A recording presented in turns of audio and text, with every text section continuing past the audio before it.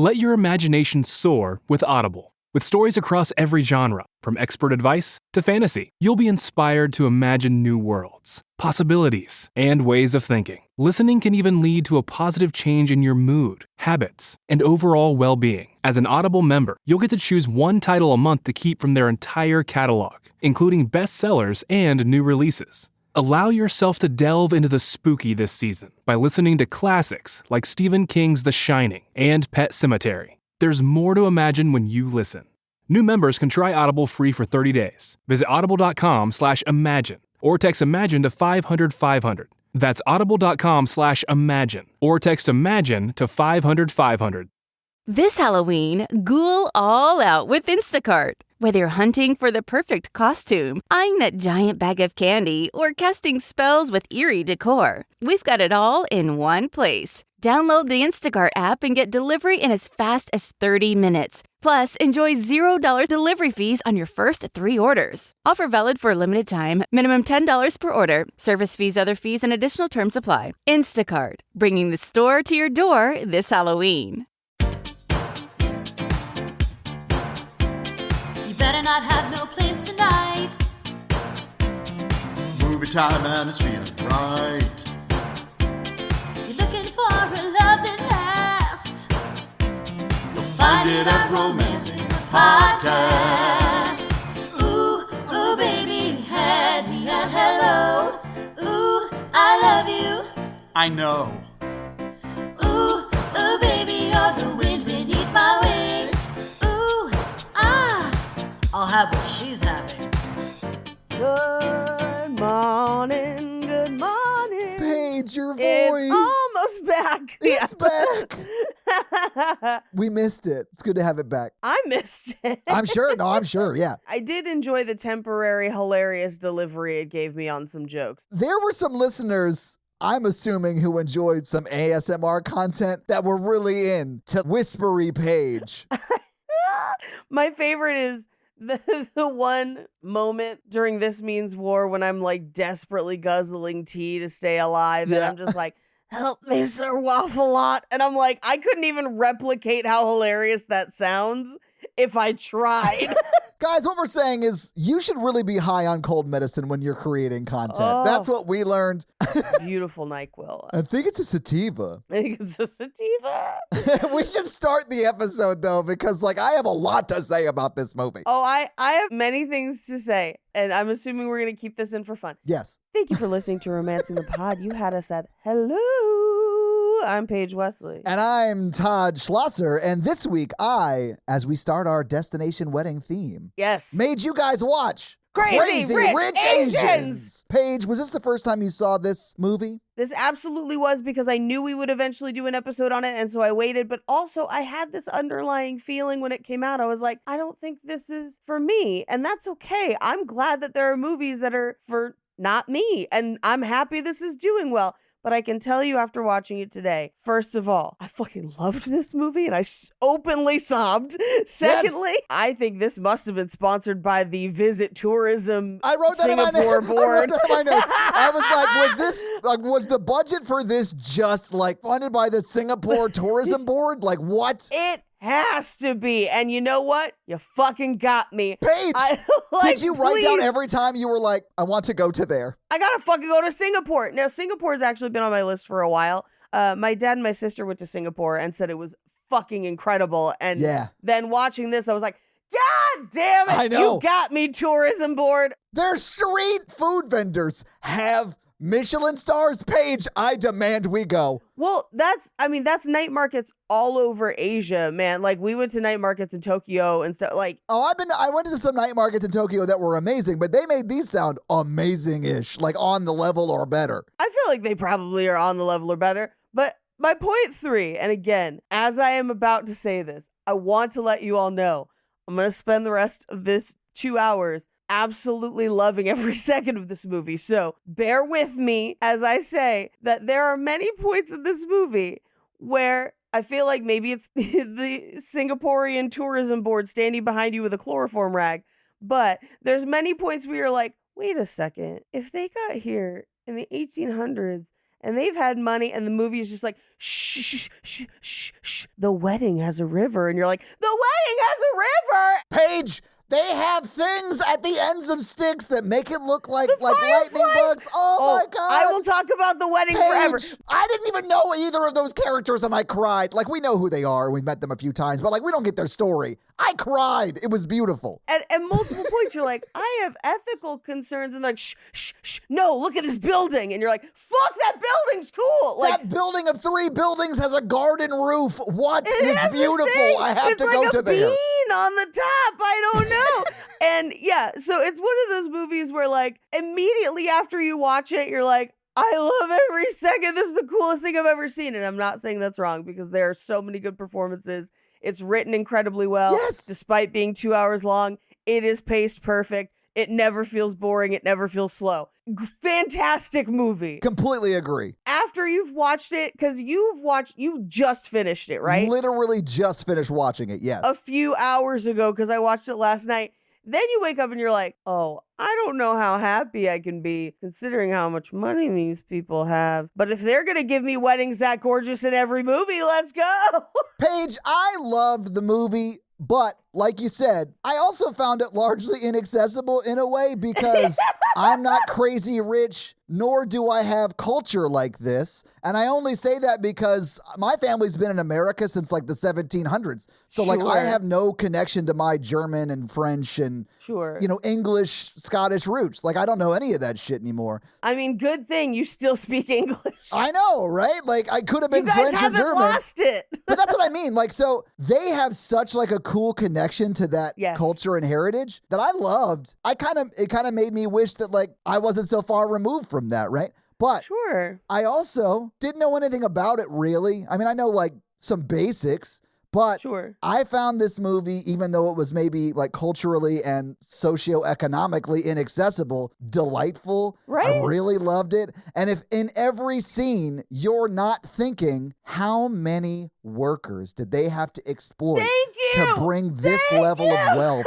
Like, then you're in a good place. And I do sort of think that it felt very like real on a relationship level. It's what I'm trying to say. Yes. Like, Emotionally, the film is phenomenal. yes, like, and I do think the crazy rich part is to heighten it. It's the keys jingling in your face. It's a modern fairy tale. Yes. Is what they're trying to do. They're the Yes. king and queen. It's the castle on the yes. Yes. Yeah. So, like, as a story device and to heighten everything, and so that we can have beautiful views and beautiful houses and beautiful cars, I'm fine with the crazy rich part. Sure, Even though sure. fundamentally, I was thinking in the back of my mind, Yeah, of people course, should right? not be allowed to be this rich ever in society. But I also sort of liked the heightened nature of it all. So, like, I'm not going to criticize something I actually enjoyed, even though in the real world, I would hate it. Oh, no. If you invite me to that wedding, I'm dumbfounded and I'm just happy to be there and look at all of it and the spectacle. And I don't fucking care. It's so fucking beautiful. Here's what I will say about the cultural aspect, because I think this movie does it extremely well. I think so too, because I don't know much about it, but I did learn a lot about it. Yes. It was very accessible to like a dumb, basic, which I would put myself in that category, American, right? I think it's a credit to both the performances and the writing Yes. in this movie that they very quickly bring us into the world of those cultural experiences without it slowing the movie down at all. And it becomes this wonderful feature and these emotional cores to the movie where, yeah, I am very familiar with Joy Luck Club, and that's why there's that great Mahjong scene. Very excited to see it, but have not played in quite a long time. And I was still able to like, I see what she's doing. Okay, great. You know what's funny about that scene? Yeah. I didn't know anything about Mahjong, You didn't need to. and I knew that she won in that moment. Yes. And honestly, like the emotional weight of that scene, the Mahjong isn't what's happening. The Mahjong is the excuse to get her there. So I don't care if she Exactly. wins Mahjong. Who fucking cares? But I assume she won based upon the way it was done, right? Yeah. It's tied to that emotional core. I haven't been lucky enough to have someone force me to watch Joy Luck Club. Oh, you didn't read it in school? No, Paige, read? Who do you think you're talking to? How do you think I've cultivated dumb American? By reading? I mean, that's fair. I was required to read Joy Luck Club in school, which again, I did grow up in the Bay, so like it's local for us. I get it. And you also went to private school. I did also go to private school. From a traveling perspective, because I also met someone else who went to private school in the Bay at the same time, and they did the same Europe trips that I did because they were heavily discounted after 9/11, and I was like, is this something like all of us Bay private school kids did? Is that why we've all been to Europe? But like, because I was just thinking about like, man, I've been to Europe a lot and fuck that. I need to go to Asia more. And I was like, what a weird privileged thing to say that you've been to Europe enough. Paige, can I just point this out? After you said that very rich sounding sentence, I went to a high school that was named after a friend of Andrew Jackson and a judge here in Tennessee. So like, you can only imagine how terrible that dude was, right? So like, yeah, my school's underfunded. Let's just say it that way. But for this movie, it made me want to visit. It made me appreciate all of those cultural things without slowing down the movie, which is phenomenal. And it dipped into one of my favorite internet rabbit holes. And Todd, I don't know if you've fallen down this rabbit hole, and that's weird Asian wedding stuff. I've got to be honest with you, Paige. That's not what I've Googled. I'm about to blow your fucking mind. Because by weird, I do not mean a culture that is not mine. Let me preface, right? I don't mean the cultural traditions. Paige, in a movie that features a river while you're walking down the aisle, like I don't think that's what I fucking mean, so, like, man. I get why you Googled it. I was mad I didn't afterwards. I bet there's some really cool shit there. Oh, there is wild shit. Yeah. Man. So I used to go to wedding conferences where there's like dress vendors, all kinds of stuff. And we started to see the influence of some brands and trends from Asia come over. And that's when I started Googling, because I was like, what the fuck is this? And there was a real big one at the time. You can find videos of it. It's one of the craziest things I've ever seen. And I was kind of bummed they didn't have it in this movie at the wedding, but it is fucking wild. But for a while, there was a trend where you would have like a wirework system above your wedding. What? Yes. They would run the veil from the altar to the end of the aisle on the wire, like floating. And in some cases, they would make it look like it was carried by birds, like Cinderella. Oh, Cinderella? And they, at the end of the aisle, drop it perfectly onto the bride's head. What? So that she's wearing it at the end of the aisle. And it like flies down the aisle and drops it. What? But shit like that, Paige. I'm gonna find a video so you can watch this. I'm so excited to share this. This has been one of my secret weird interests for such a long time. Okay. What? That is insanity. It honestly looks like someone threw a veil and it just flew 30 feet over the bride. Yes! That's insane. But like, awesome though. Like, that's so cool. And you know I'd be crying at that wedding because I cry at weddings. Oh my God. Absolutely. When we first see that wedding, I'm like, this is different than any wedding I've seen on film in a phenomenal way. And then we saw all the like stuff in the wedding and I was just like, oh, it looks like they got married in a meadow. Like, it's so beautiful. Or in like an enchanted forest. Yeah. Like they were in a Bug's Life, but like couture. That sentence is crazy. You know, what would have happened since in A Bug's Life, they more or less unionize and get what's theirs so they can afford ant-sized couture. Weddings. Love it. But yeah, no, I cried a lot in this movie. Same. I have a lot of emotional notes and thoughts in this movie. I'm obsessed with her former college roommate's entire family. No notes, except for the economic ones, like definitely notes. But like, you know, for the movie, written well, shot beautifully. Oh, yeah. That's why I brought up my issues with like the social class of it all. Because like, yes, I do hate all of that. But like, there's so much to love about this movie. I'm just going to like, I said it, we're not going to talk about that again. We're not going to go back to it. Because it's like, yeah, every scene looks like they've been exploiting workers since the 1800s. But isn't it pretty, guys? Oh, and it is. It is. Yes, that's terrible. But we're going to move on. I want to go to that wedding. I would sob. Paige, I didn't go to that wedding. I just saw like a great snippet of it and I cried. So yeah, you would have sobbed. And here's the other thing. This movie is 2 hours long. And I always try to think, I'm like, could you trim something down? And the only thing you could trim from this movie is some of the long shots that I'm sure the tourism board insisted on. Oh, they required, Paige. Yes. They required. But those are scored by a fucking incredible soundtrack, so I ain't gonna mess with it. Yeah. Secondly, that wedding goes on for like almost 15 minutes, but don't cut a single frame of it, baby. It's so fucking beautiful. It is. Don't you dare. Where else am I going to cry over a wedding from two people we barely meet in this movie? Barely, no. And like they speed through other plot points. So like this movie is on the move the whole time, and that's the only time it takes a pause. But the emotional weight to that pause is crucial to the movie. So like you got to keep it. Yeah. Paige, I love that this movie sort of answered a question that I battled with for like most of my life. Should Ken Jeong wear tracksuits? Yes. Paige, we all saw The Hangover. We know the answer to that.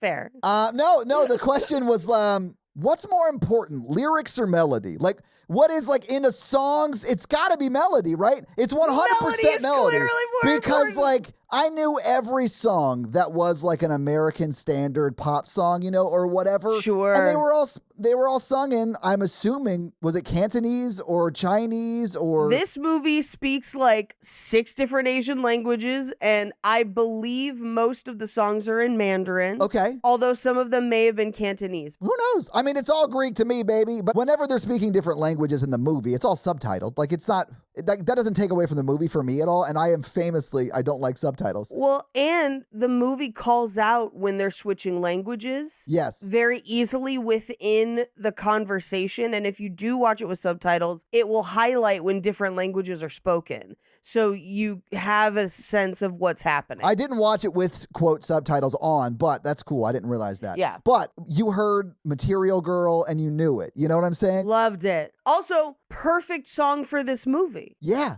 Because it is contrasting this kind of hyper materialism with someone fighting for love in their life that is not necessarily tied to any kind of materialism, but that's the fight they're having to fight in that moment. I think it's interesting that they don't play up the pauper and the prince of it all. Maybe even not that, but the fact that it is like he's so wealthy and he does not tell her until like he's like, I own this plane, more or less. Like, yeah. It's crazy to me that, like, not that she didn't know, because that's very common in these kinds of movies. Sure. But that she was just like, oh, cool. And it was done. Okay, I kind of appreciated that, though, because at no point in this movie does he ever not defend her, not fight for her. And even when he is called on, like, hey, you should have fucking told me, he's like, you're right, I should have. I am sorry. This is a genuine apology. I want to make it right, and I am devoted to being with you, so I will intercede with my family. I also love that in the multiple scenes where they're like, you got to pick her or the family business, he's like, no, I don't. Yeah. I do not. He's like, what are you going to do, live forever, Grandma? I can do whatever the fuck I want. Yeah. We don't see that scene. But I'm assuming that after what she does at Mahjong and him showing up with that ring like that. Yes. But there's even multiple points before that where his friend confronts him about it and he's like, it is my life and I want her in it. And so I will find a way to make that happen. Yeah. And I want my family in my life. So I will find a way to make that happen. And if my family wants me in their life, we will find a way to make that happen. Yeah. And even at the end where he's like, I'll give them up for you. And she even says, do not give your whole family up for me, but then still goes to his mom. Because she, as the movie sets up in the very early scenes, because this is incredibly well written, is not playing not to lose. She's playing to win. That's where that comes back, is that this is her play, making her play, right? Yeah. And he still is like, yeah, no, I will take over the business. I do want to be part of the family business. I do want to still have my family in my life. I care about them. I care about our industry. I care about everything. But I also care about her. So you're going to make it fucking work, basically. Yeah. And I was like, fuck yes, man. Because so often in movies like this, it is him not choosing her. It is him being like, I don't know, maybe I do have to give her. Could I give all this up? He never questions. He's like, I choose her every time. Yeah. And I fucking love that about this movie. Yeah. Their fight about miscommunication is over in 10, 15 minutes because he genuinely apologizes. And it was a miscommunication. And it wasn't miscommunication. They have a real conversation about it. They work it the fuck out. Their problems are not them. Their problems are the world around them. And they navigate it by choosing each other and fighting for each other. Yeah. I fucking love that. It's great. Yeah, I know. See, this is why I don't know if we could do it because I would cry. There's maybe only 1 or 2 movies I have cried in more than Everything Everywhere All at Once. And I don't know that I could get through an episode without just openly sobbing. You've told me enough about that movie that I have avoided it because I don't know that I can so handle it. Good. That is probably the movie I'm most afraid to watch. Don't be afraid. Watch it. Watch it. No. Watch it. No. Because it is happy tears ultimately in the end. But much like this movie, that movie drops an emotional banger of a line of just, in another life, I would be happy doing laundry and taxes with you, which within the context of the movie is still just, I would choose you every time. Yeah. And this movie does the same. And it's fucking incredible for that. But yes, don't be afraid. Watch it. It is one of the best movies I've seen in my lifetime. Well, and also features Michelle Yeoh, right? Like, yes. Yeah, she's amazing. Michelle Yeoh is incredible in this, obviously. Yes. She is so incredible in Everything Everywhere All at Once. Jamie Lee Curtis is amazing in it. Like, everything about it is great. Yeah. Please watch it. Never gonna watch it. Anyway, maybe we should go through this movie that I made you watch, Scene by Opulent Scene. Yes. We open with a quote. Let China sleep, for when she wakes, she will shake the world. Which I don't really think you needed. I mean, like, it works. It's fine. I feel like there are other metaphors and callbacks in this movie that actually carry more emotional weight, but sure. We open on London, 1995, where Michelle Yeoh and her 3 children and one of the aunties arrive at a hotel to stay for a vacation.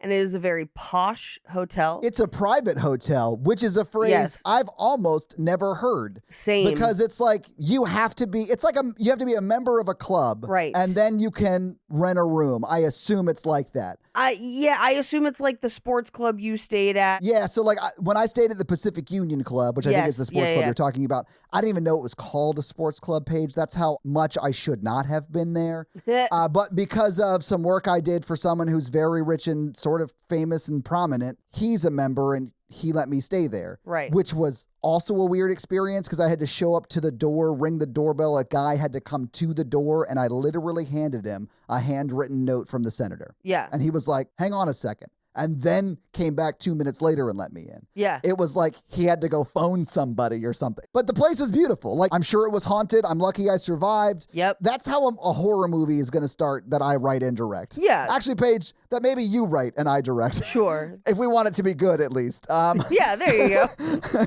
But, man, it is weird. It's a weird level of wealth. No, for sure it is. And when they arrive, the kids are being kids. It's raining outside. They're kind of splashing mud.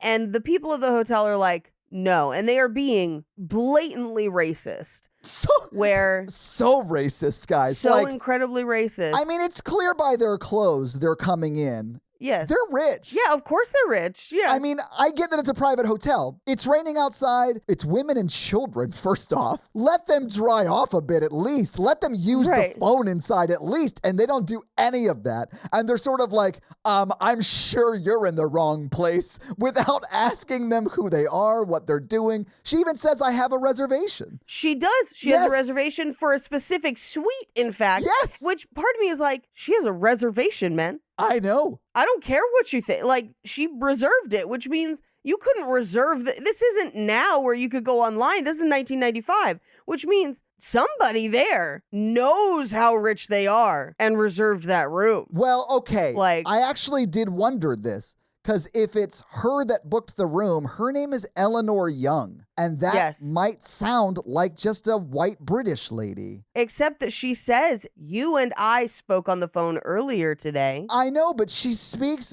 perfect English. Like She does- She she grew does, up and she went to Cambridge and like. Yeah. And I'm not saying what they're doing is right. I'm saying No, but yeah. I could understand why they would have thought that she might not be the person on the phone for a second. But also, if you spoke to that person Yes. and that person sounds just like that person, Right. look it up in the system, you ass bag. Like nobody looks anything up and does anything that's not racist. It's crazy. Here's the thing. They're not looking it up because they don't care if there's a reservation at this point. They just want her out. Oh, no, I know. Which is dumb if you're in that rich of a hotel. Like, I know. because like anyone who has made it past the door is going to be rich enough to buy and sell you 14 times over. So like, just give them the room. Like, this is dumb racism. I mean, racism is dumb always, but like, this is exceptionally dumb. Well, and I'll say when you say dumb racism, I think what you mean is it is racism that is often overlooked because that race, even though it is like put down upon socially, has money. Does that make sense? Sure. That's not what I was saying, but you are right. Oh, okay. So, because like racism sometimes disappear when you can be a provider of someone else's paycheck. Well,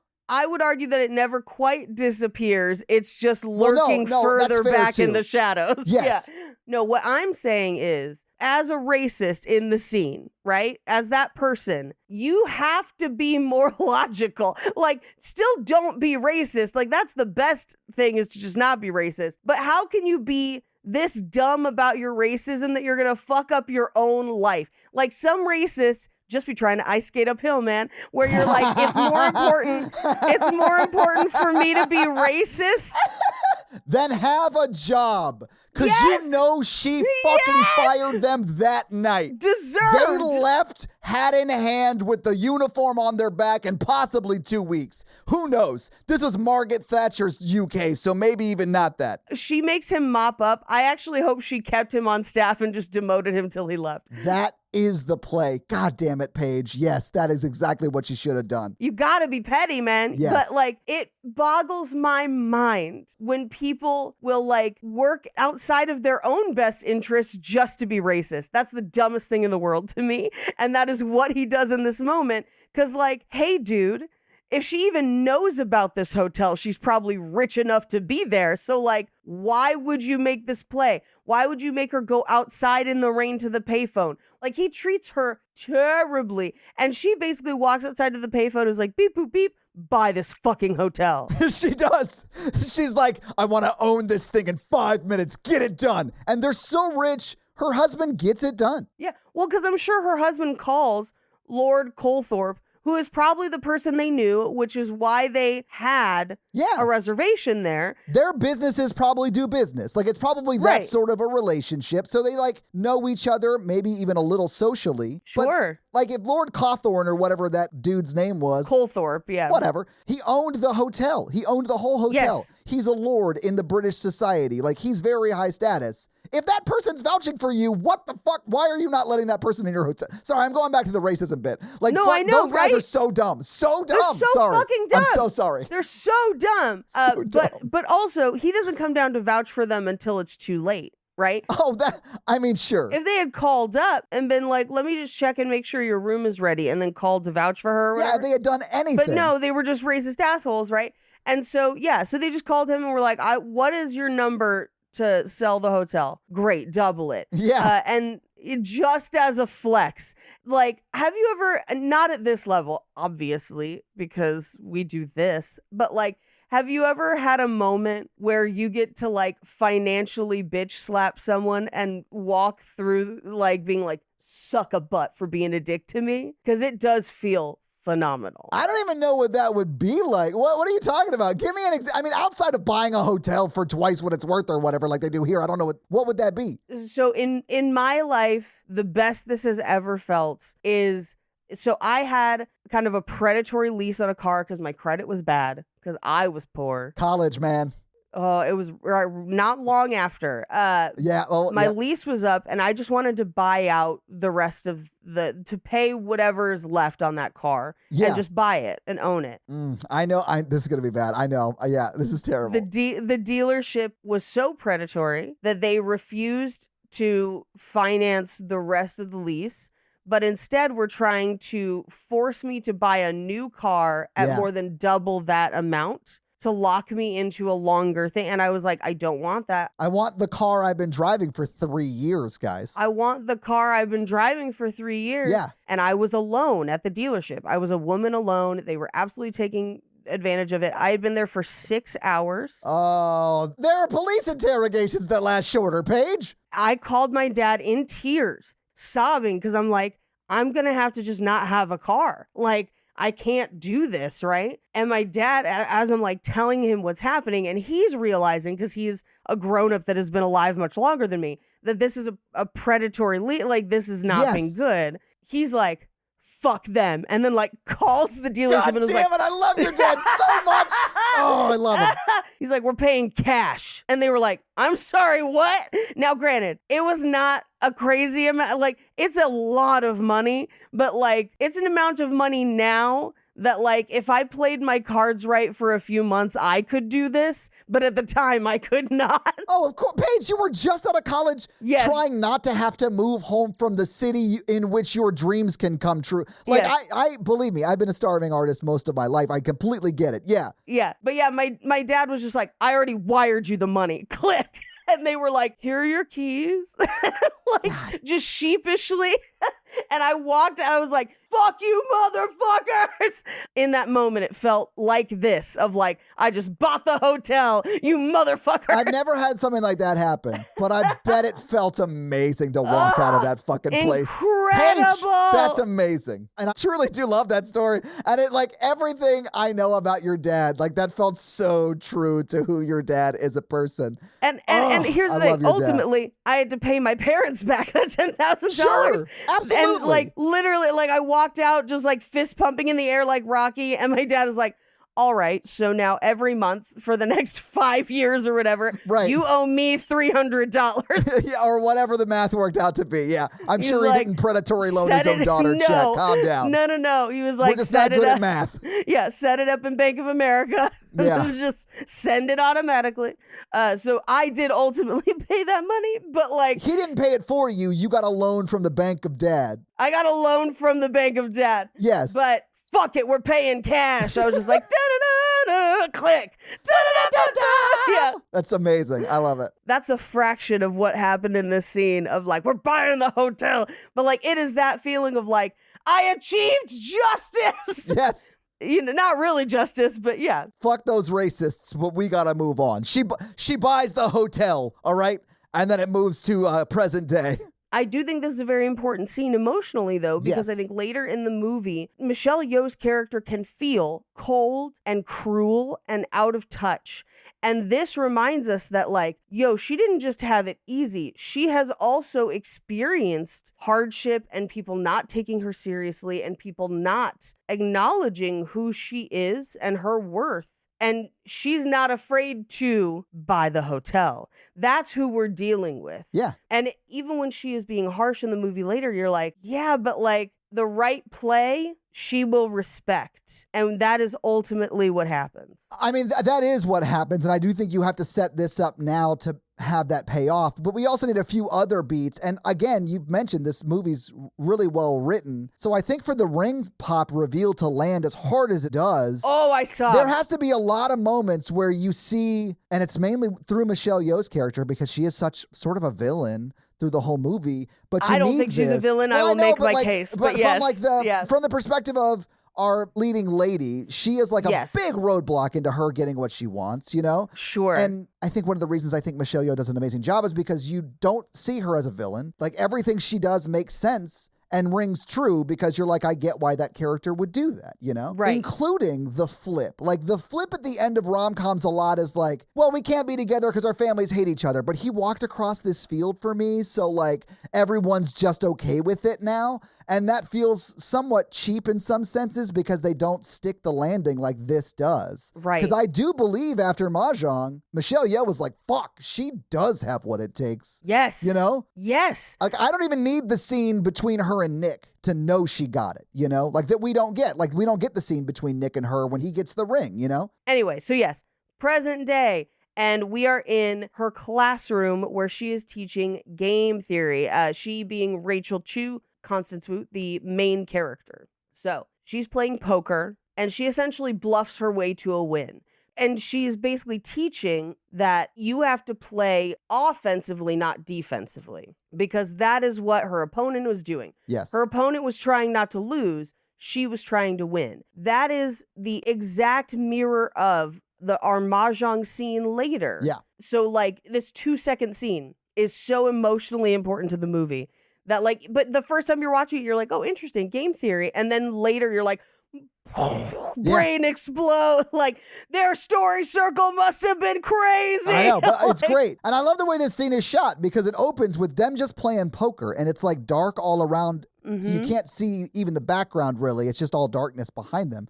And then as she wins and she sort of like starts to address people that we haven't seen, the lights come up and they reveal she's not a poker player, guys. She's an NYU professor who teaches about game theory in the coolest way possible. I think that's the best way to learn game theory. I know, think, great. But yes, It was awesome. Yeah, but we reveal that this is New York in 2018, and we cut to her in a cafe with her boyfriend, Henry Golding. Fucking gorgeous. Oh my God. So many hot dudes in this movie. Thank you for giving us so many shirts off. Yeah. Thank you, crazy rich Asians. It's a murderer's row of hot Asian people because it's on Love both it. sides. Like everybody's gorgeous. Everybody's like gorgeous. in every age group. Like because Michelle Yeoh who is like the mom of Henry is also gorgeous and like it's great to be rich, guys. I mean, when you're rich, easy to be pretty. Yeah. But oh yeah, super hottie. Anyway, in this scene, Henry Golding is like, hey, I've been meaning to ask you, I want to bring you home to meet my family to Singapore for this wedding, which I feel like weddings and engagement parties and things like that are often a place that you bring someone home to meet the most people possible in kind of a neutral setting. That's a lot to ask somebody, I think, to travel internationally to meet your family. Sure. I don't think it's necessarily wrong to ask. And I think it signifies like, I want to take a next step with you and I want to know if you're okay with that. Yeah. And they've been together for a while. Yes. No, I understand why it's happening. Yeah. I also understand why you would be very nervous in that situation. Sure. And I would be nervous. Hell, I get it. Not even knowing he's hella rich, I'd be nervous. Yes. I'd be nervous if it was across town. Yeah, yes. Under regular circumstances, it's nerve-wracking. Yeah, but I understand why people introduce new people at those events, right? Yes. Almost everyone's going to be there. It's a party. You're only meeting people for a few minutes at a time. Most of the time, people are going to maybe not be dicks at a wedding. Hopefully. So hopefully. So it's kind of safe in a way, even though it is a high stress thing. I get it too. This is what he's asking of her. And in this situation, like she has met some of the family, like 'cause she knows Astrid and Yes, yeah.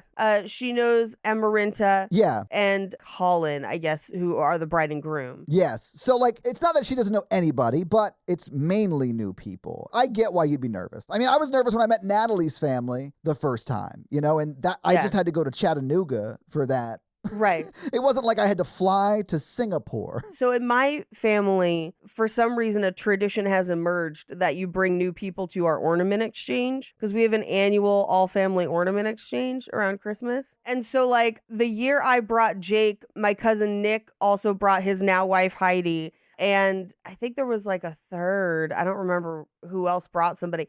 But that year it was like The class of 2012, baby, or whatever. It was the class of like 20, I guess at the time would have been 2017 because I think we got engaged the next year. I think Jake should make like class of 2012 like woodwork or 2016 or whatever year, sorry. 2017 or whatever it was, yeah. And then give it to these other two people. Like all three should have some. Well, it's kind of funny because like it has now happened multiple times, which I think is very funny that like people now choose to do it at that point. That's great, yeah. But it's extra fun now because like however many years ago that was, like first meeting Heidi and her being like, I don't know anybody here either.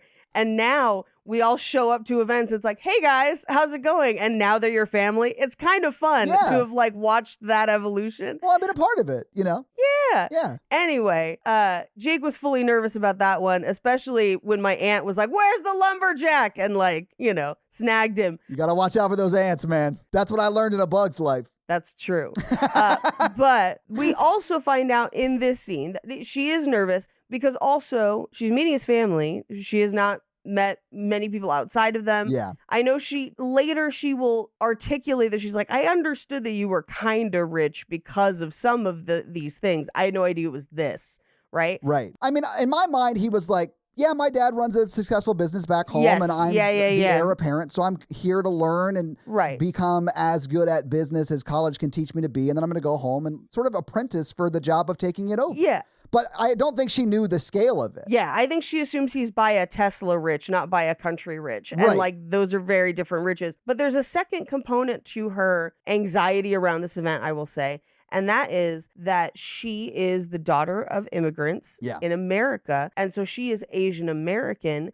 While her mom has done a phenomenal job raising her and keeping their culture alive and keeping their language alive, she worries that in some ways her identity is, air quotes, not Asian enough for these people. They tell her that. They say that to her. They tell her that to her face. Yes. Yeah, I love the way the movie handles that and the reaffirming of her identity. But also in this moment, she's like, I don't know the customs or I'm still trying to figure it out. Like I'm going to have to kind of learn on my feet. So there's an extra layer of that anxiety there for her as well that we will continually unpack throughout the movie. Now, she also reveals that I guess her college roommate was from Singapore and has now moved back to be with her family. And she would love to see Peik Lin again. Yeah. And wouldn't we all? Because that's going to be so fun.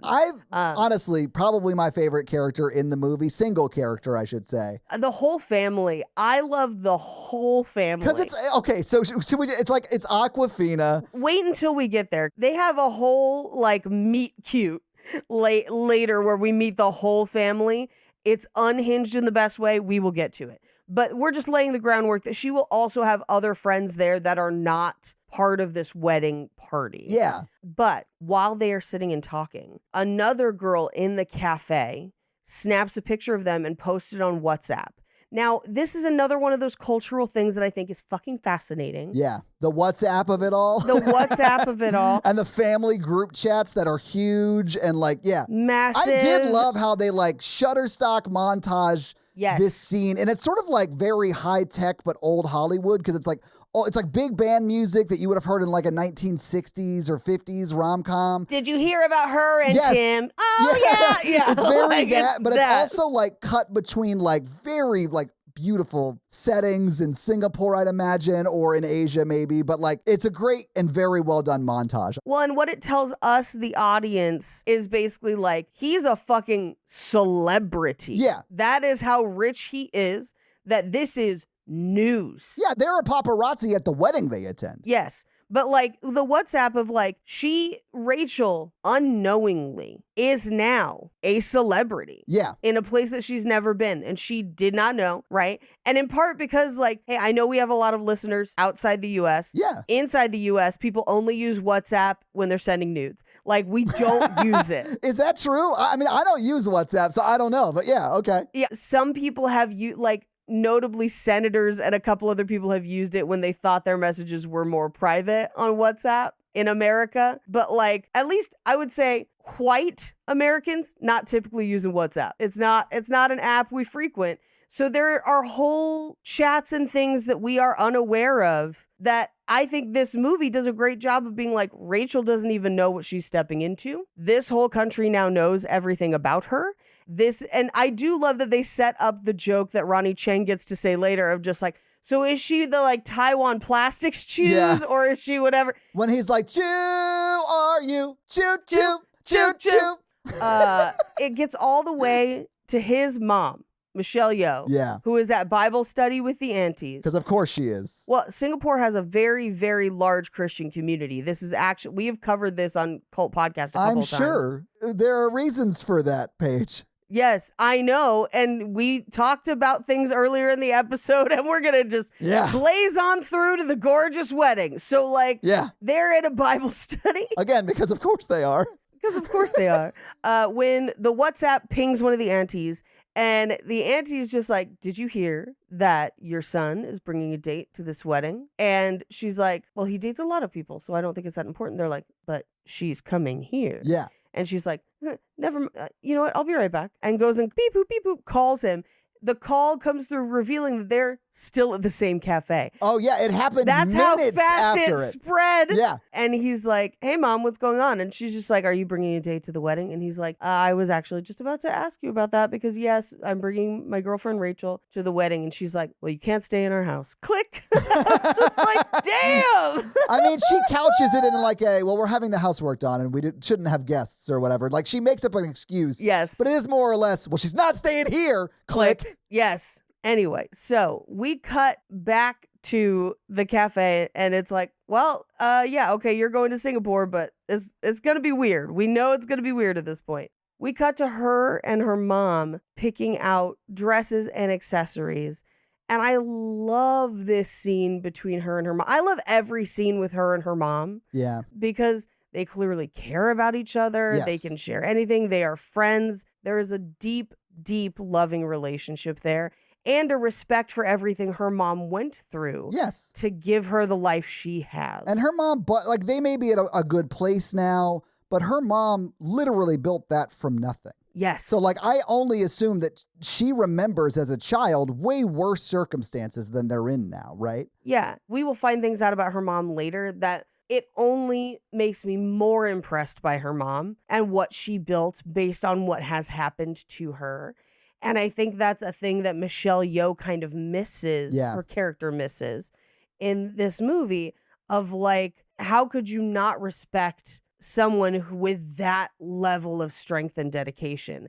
And it's presented in this movie of like, well, that's a strength and dedication that's going to pull my son away from his responsibilities. Yeah. Anyway, so her mom is trying to pick out colors and dresses and things for her, but her mom has also been away for years. Yeah. And her mom is like, you know, but I want you to make a good impression. And she's like, well, it's not like they're not going to like me, right? And her mom is like, hey, girl, fun thing about that, you're American. And she says it really well where she was like, you are Chinese. Your face is Chinese. You speak Mandarin. And then she points to her head. She goes, but up here, you're American. Yeah. You grew up here. You have a different outlook. And you need to remember that you are different. That doesn't mean you should stop trying to be different. But you are coming at things from a different perspective than they are. And that could cause friction. So, I mean, that's wise advice. It is wise advice.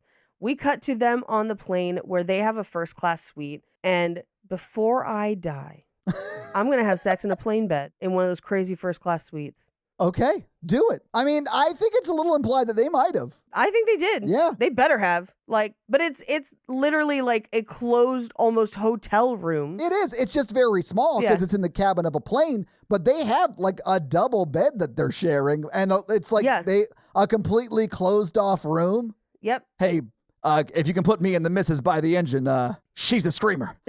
She's... Is she okay? Cut to them not having sex. She's just screaming, sitting next to him. She's just a very nervous flyer or something. Yes. Anyway, during this scene, he kind of runs her through all of the family members we're about to meet in a fantastic montage that gives us just a tiny slice of who each of these people are so that we know what to expect and we know what crazy shenanigans are going to happen. And they all are perfectly done. Yeah. Because we start with his cousin in Taiwan who works in movies, who literally the 2 seconds of this movie that we see, I can't wait to watch it. I can't wait to watch. It's TTD or what? TT2? I can't remember the name of the movie he was making, but it was hilarious. It's hilarious. And we meet Kitty Pong, who is the actress for his movies. I mean, it looked like it was the scene from Romeo Must Die. I honestly, I don't know what movie it was, but there's no way it wasn't going to be bad amazing. Oh, it looks like a fancier Kung Pao Enter the Fist. Oh, I mean, yeah, also that. It looks like classic Kung Fu movie, but filmed now. But we literally only get like seconds of it. But he's basically funding the whole thing. We cut to Eddie, who's played by Ronnie Chang, who is a finance dude from Hong Kong. And this is the one where they're being photographed for Hong Kong Vogue, and he's mad that it's not US Vogue. But the whole family knows their angles. And so when he's like, pose, they all just like click to their like best side. Yeah. And he's like mad at his wife for not buying a fancier dress. I was like, that's not what would control whether or not you were on the cover of American Vogue. No one like regular Vogue usually just has fashion models. Like, what is happening? I mean, it's just showing that like the other two options to take over the family should absolutely not do that because they are not worthy of that. Right. Because they're sort of insane for different reasons. Yes. But I love their characters. Like, they're both very, like, played up, heightened characters, and I think they're funny. Yes. But then we meet his sister, Astrid. And he's like, Astrid has the biggest heart. And we do see her, like, stop and say hello to this little girl with a bunny. It's very, very sweet. Yeah, her character introduction is the first one that's not a display of opulent wealth. Now, I do realize that, like, she eventually does walk through a door and buy $1.2 million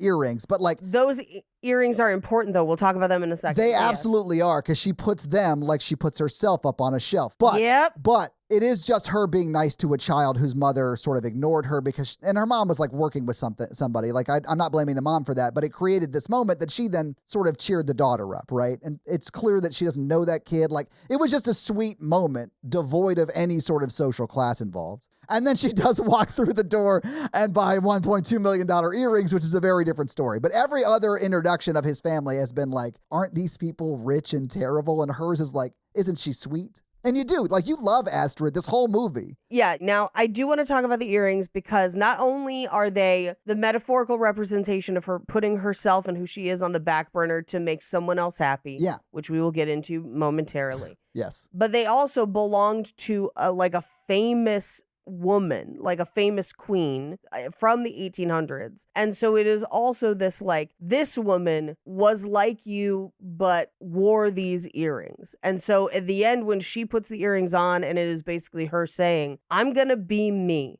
That doesn't mean I'm unkind. That doesn't mean I'm mean. But I am not going to shrink myself and my accomplishments because she also has earned her a lot of her own money because she is like a famous fashion designer and other things. They kind of set her up as someone who has her own industry within the family ecosystem. When he sells the earrings to her, he says, you wearing something I made is worth more than anything you could pay me, so I will give these to you at cost. Right. Because she has built up, I'm assuming, like a lifestyle brand, a design brand, or whatever. Yes. That, like, it's like a Kim Kardashian kind of thing. Like, when she wears something, people notice and pay attention. Right. And designers either pay her for the benefit, or maybe she, like, does a mix of that and, like, people she actually does enjoy wearing. But whatever, that's what Astrid does. And she is successful on her own. And I realize that, yes, she's the daughter of a very rich person, and that probably is... And started from a privileged place. Yes, but she has carved out her own niche. Yes, and unlike her brothers, who are just displaying wealth, she is also making it. Yes, her brothers are living off the wealth of the family. Yeah. Although her brother Eddie it just says finance dude, but I think that's still playing with family money. Astrid creates things for herself. So, like, that's the difference. The two younger brothers feel, and maybe it's just they're coded this way, but they feel like dependence on the family. Right. And I feel like the two older siblings, Astrid and Nick, on the other hand, feel more like they are like, yes, they were privileged and they are either taking over the business and are in training to do that, or have used their place of privilege to start making their own money. Right. Now, here's my question, because I wondered if when they said millions, if they meant money in Singapore currency versus the United States currency, because they would say things like 1.2 million. And that might have been, is it yen? It's not yen, is it? It's not yen. It's the Singapore dollar. So I'm looking it up right now. Yeah. So what's the exchange rate on the Singapore dollar? 77 cents. So 1 Singapore dollar is 77 cents American. Even if it was that, it's still like 800 thou, right? Like it's still a shitload of money. It's still basically the same. I can't afford to buy earrings that are that expensive. No, yeah, it's that exchange rate is actually so close that it doesn't matter. Yeah. We just take it as it says. Yeah. In Tokyo, the exchange rate favors the US so much that if you were like 1.2 million yen, I was like, well, that's actually not all that much money. But no, this is an exchange rate that is close enough that it's basically the same. So like the reason that is with yen, Paige, is because that is a cent. A yen is like a penny, right? Yeah. And that's the way their currency is based, whereas we have pennies and dollars is 100 of those, right? So it's like, it's a whole different thing, but also Tokyo's great. Visit. Tokyo's great. Visit. Love it. Yeah. Visit beautiful Singapore. I mean, I definitely want to.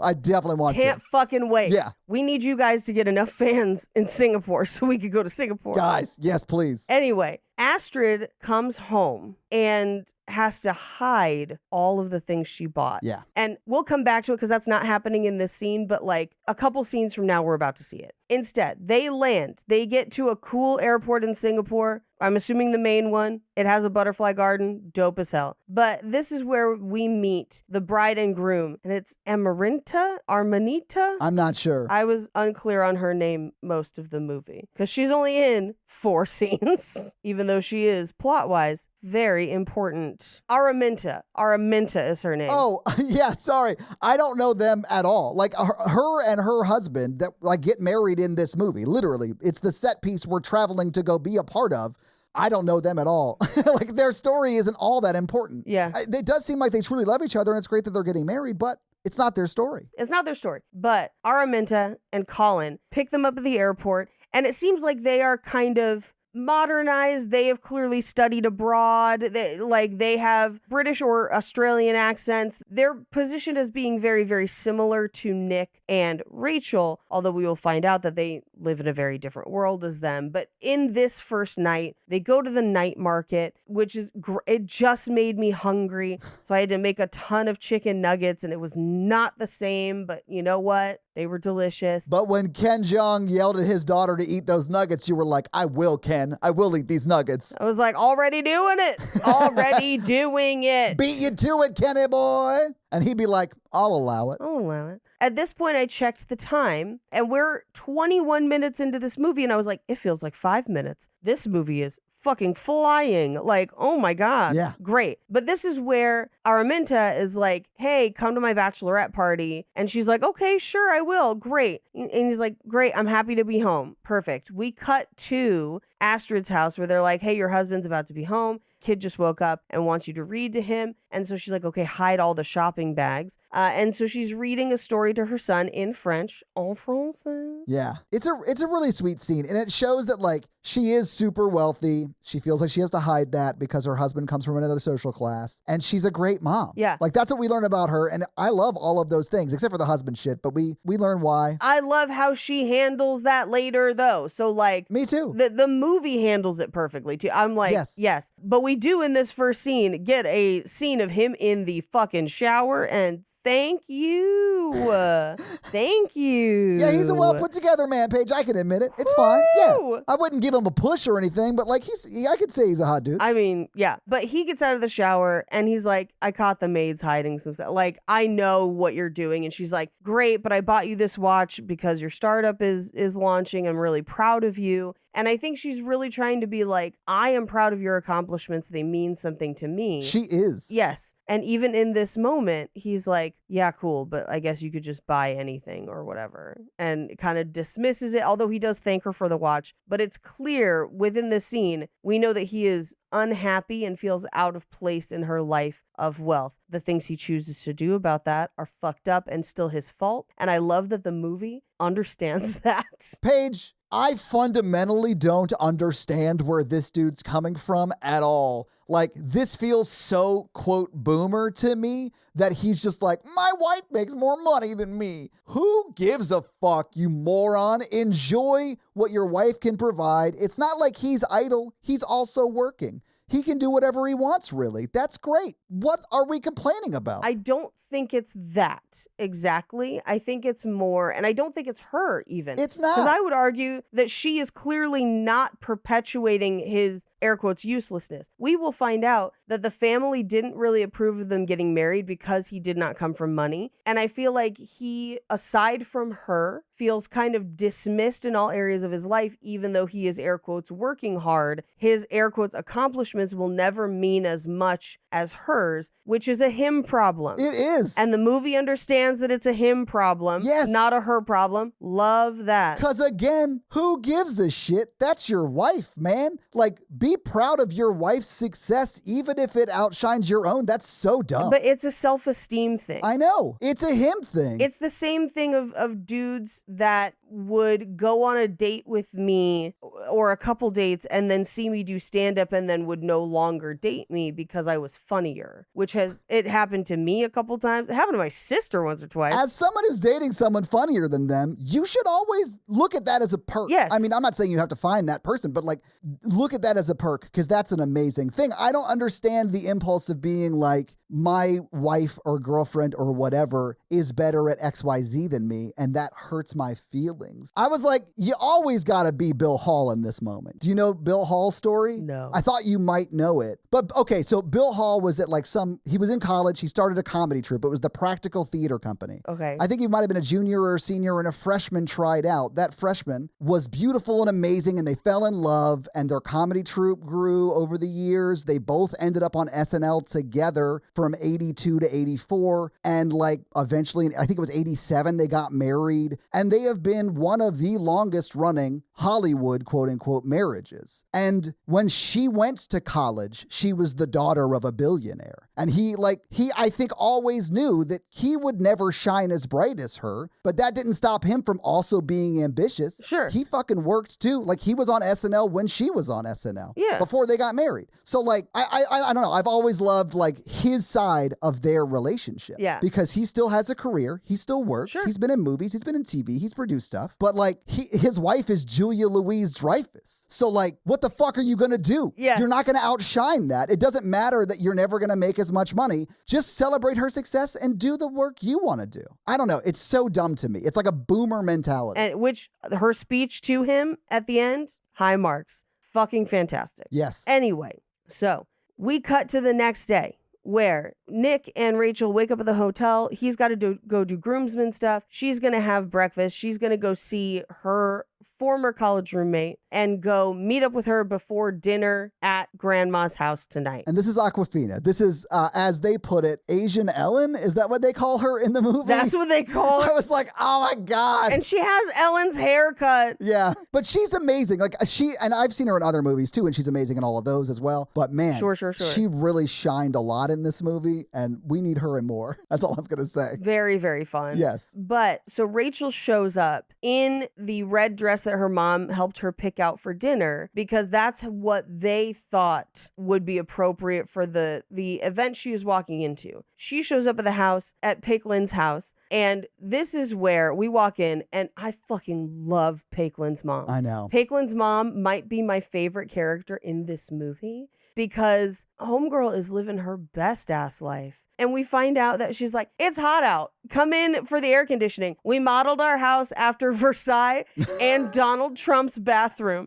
And boy, if that's not the most accurate thing you could say about this house. I also think it codes them as like new money a little bit. Like upper middle class. And like robber baron new money. I only say that because they named their dogs after like legit American robber barons. Okay, so I have a fun fact about the dogs. Okay. Because in the movie, one of the dogs is named Roosevelt. Yeah. In the book, that dog is named Donald Trump. So like they changed it because of, when the book was written, I think the connotation of Donald Trump was very different. By the time the movie came out, it is a different climate. right? Yeah. And so I think it is positioned for this family as apprentice Donald Trump, of like self-made millionaire Donald Trump and all of the ilk that he is selling at that point. Right. Not president or former President Trump, right? So I think that's why they made that change. But I do think it's a hilarious insight into who this family is and who they believe themselves to be.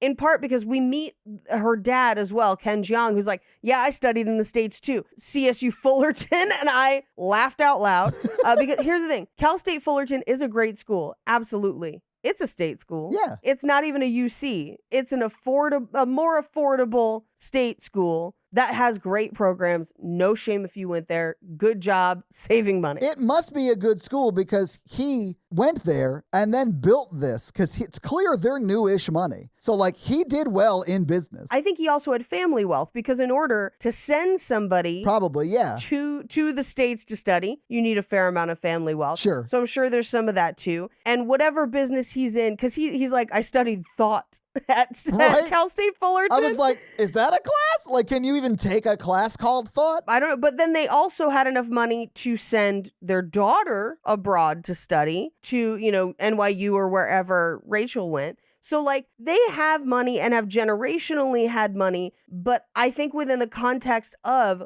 ultra rich Singapore, because Singapore is an incredibly wealthy country, they are probably upper middle class. They're the people that have admission to the country club, but they're not the VIP suite, Right. And so like they have money, the house is big, it's gold encrusted, they are comfortable, right? But they're not that kind of rich. But this is where we get the insight where they're like, wait, who's your boyfriend? Holy shit. This is who you're marrying. Oh my God. Yeah. And at this point, I do love that they're like, eat your nuggets. There are people starving in America. Yeah. Hysterical. And accurate. And they're also like, look at her. She's American. She's so skinny. Very funny. But their other son, PT, they're like, this is who you should date. And Paquelin is like, oh no, she's here for her boyfriend. And they're like, no ring. Don't worry about it. And this is when they find out who her boyfriend was. But her brother, PT, is just like snapping photos of her from across the table that I assume he will send to some WhatsApp chat or just keep for his personal stash. But the recurring joke of her brother got me every time. I know. It was great. But at this point, they're like, wait, this is what you were going to wear to Colin Koo's wedding?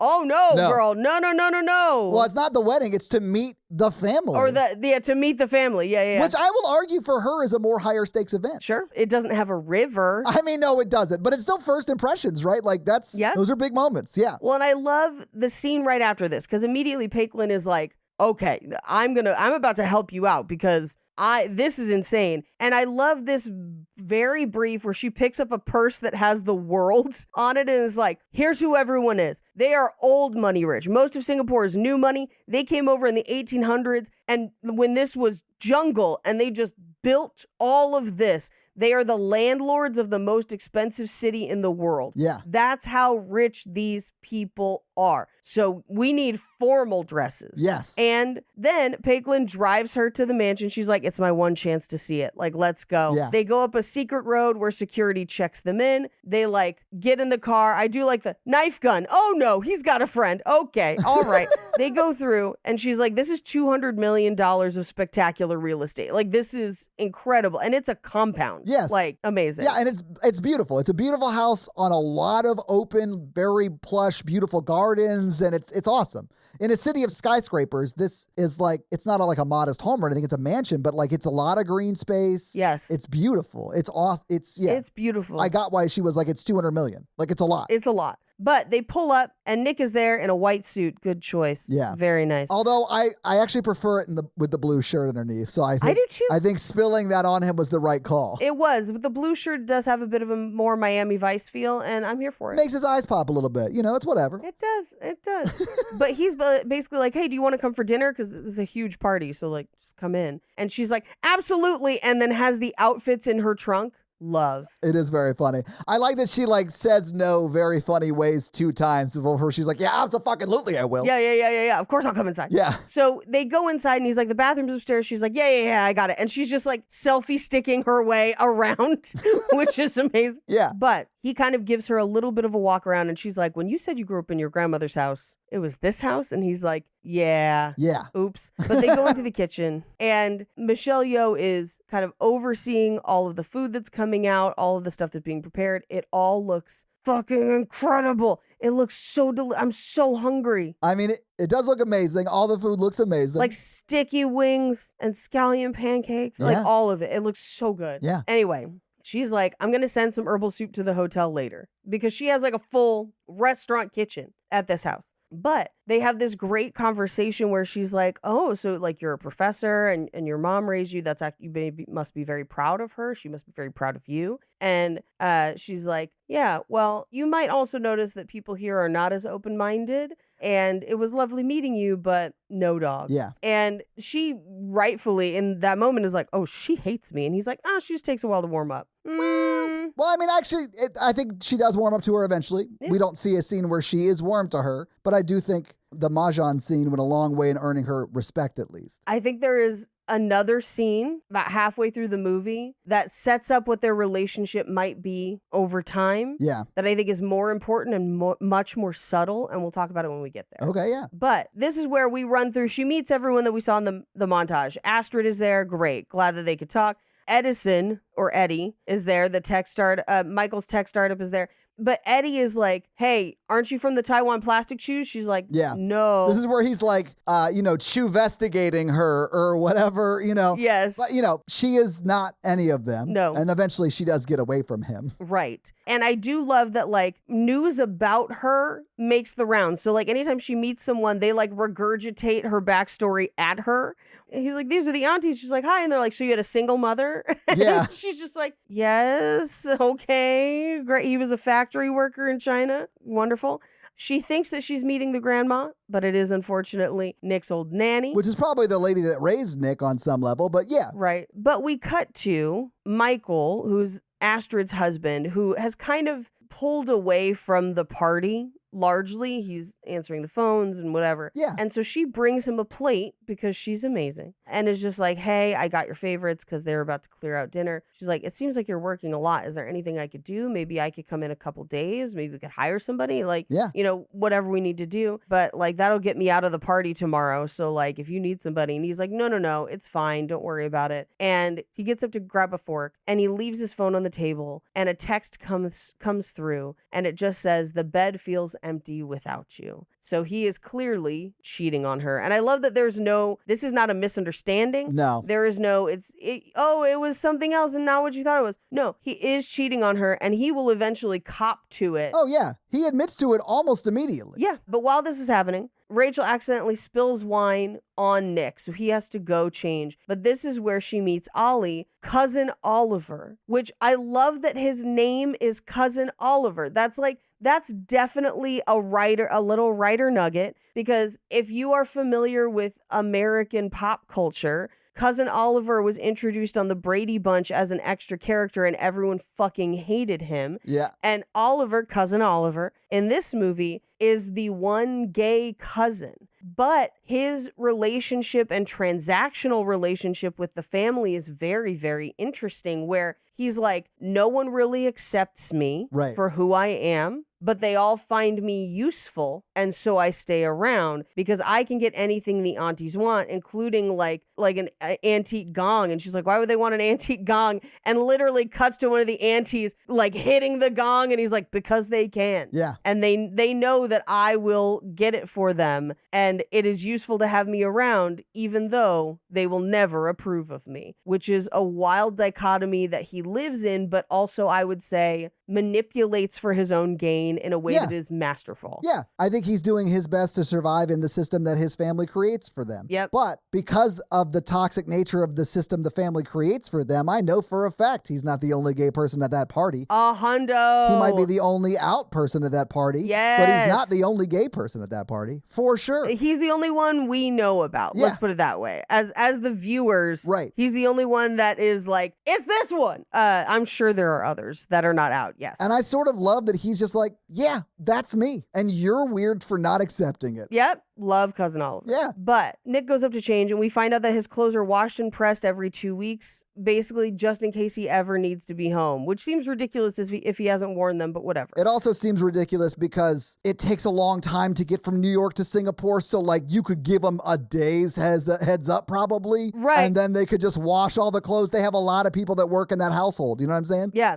Thankfully, Henry Golding takes off his shirt. Thank you. You're welcome, Paige. But this is the conversation where he and Michelle Yeoh were like, why didn't you move back? Yeah. And he's like, I am trying to do my own thing in New York. And she's like, that's great. However, like your dad's not getting any younger. The business needs you. And he's like, I'm not ready yet. And she's like, well, get ready because this is what's kind of happening. And also, you brought that girl home. And he's like, yeah. And she's like, bringing her home to a lot of people will mean that she is probably going to marry you. And he's like, hey, you'll be the first to know if that's what I'm going to do. Although we will find out that he has not told her and he does have the ring already. Yeah, he already bought the ring, which we do see his engagement ring for her. Yeah. But he's like, I'll tell you. And she's like, okay, but like, I don't approve. Like, she makes it pretty clear in this scene that she's like, no. And criticizes him. She's like, is that an American accent I hear? Like, no. Yeah. But we cut out to the lawn party where the tanhua plants are blooming at night because they only bloom for like a day and it's at night and everyone gets to watch it. She literally says by dawn, the blooms will be gone. I was like, damn, that's like really fast. But when you see them, the flowers are like, I'm blooming so good right now. And they are. They're like beautiful, but they can't hold it very long. I also think that's a great reason to have a crazy yard party is like, come see these night flowers, dog. I love it. You have to. You have to have a party that night. Yes. Yeah. I'd have my gardener like giving them steroids. Like, you guys really got to bloom up good. Like, what's that, Miracle Grow? I'll get you guys some Miracle Grow if you show me a good time tonight. Come on. That's what's up. Let's do this. We could do shots of it later.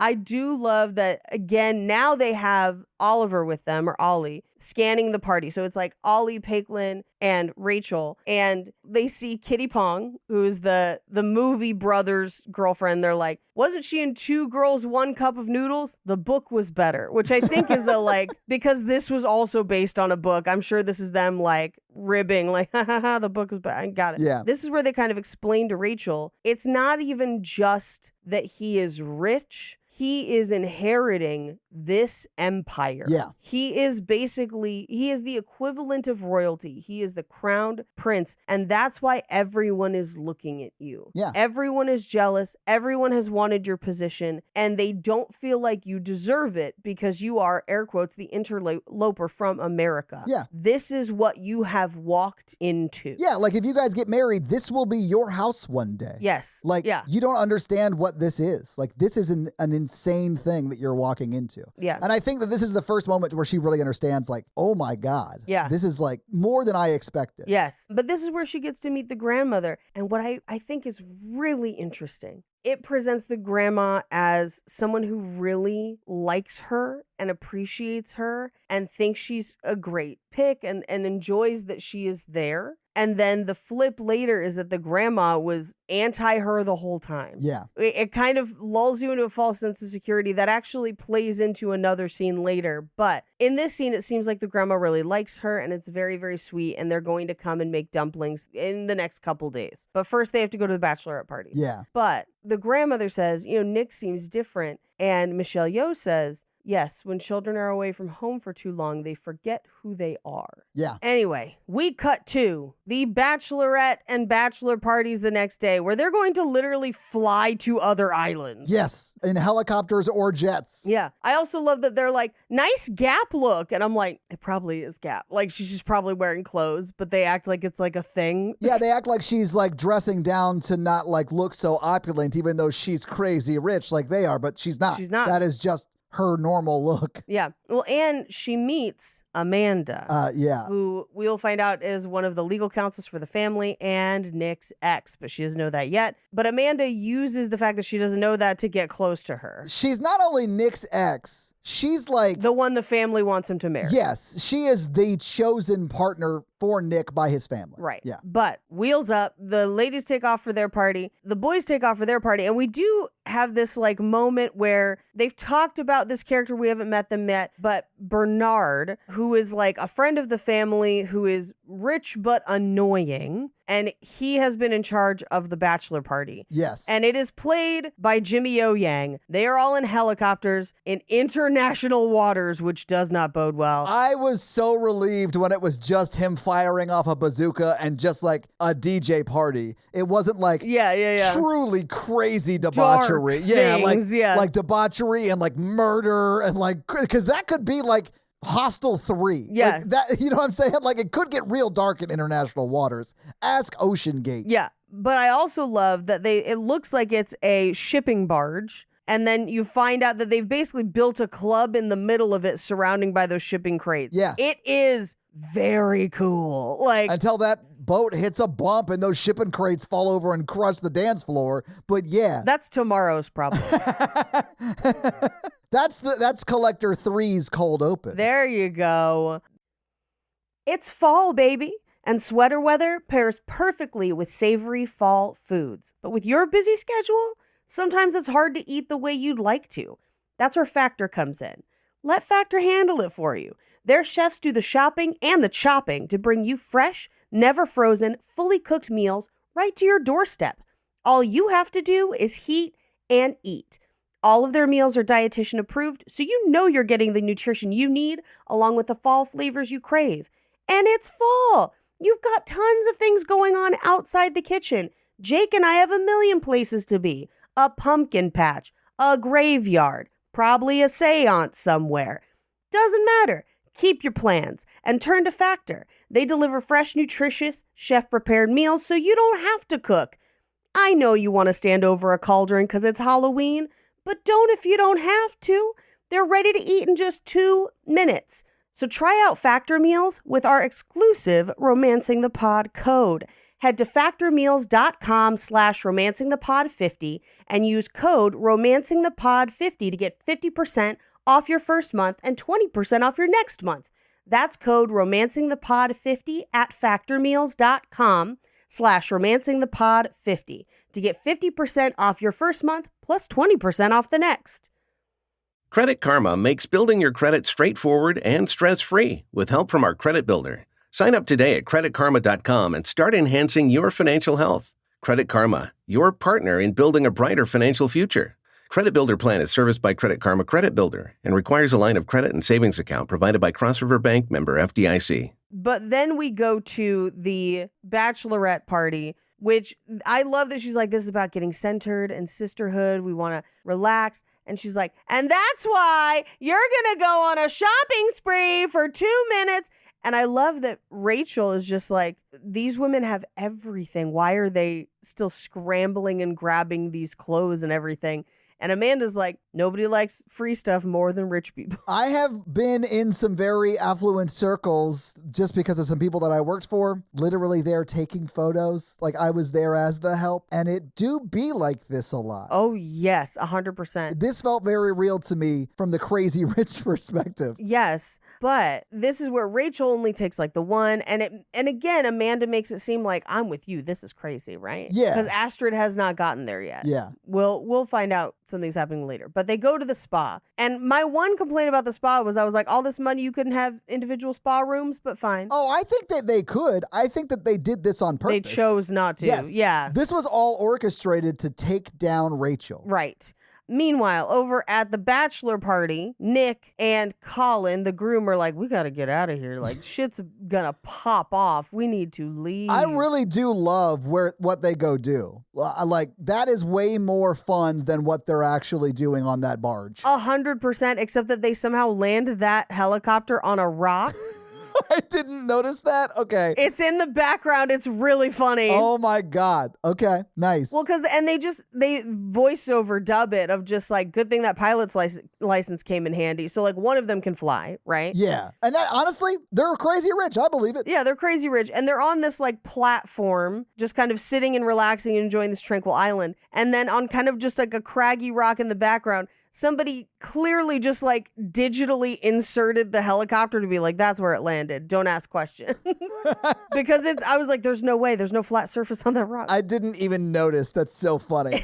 I was laughing the whole time. I couldn't stop seeing it. It was the next time you watch this, and I assume you will watch it again because I will. Very fun. Look for the helicopter in the back. I will. And then text me about it because you will have a good old laugh. Okay.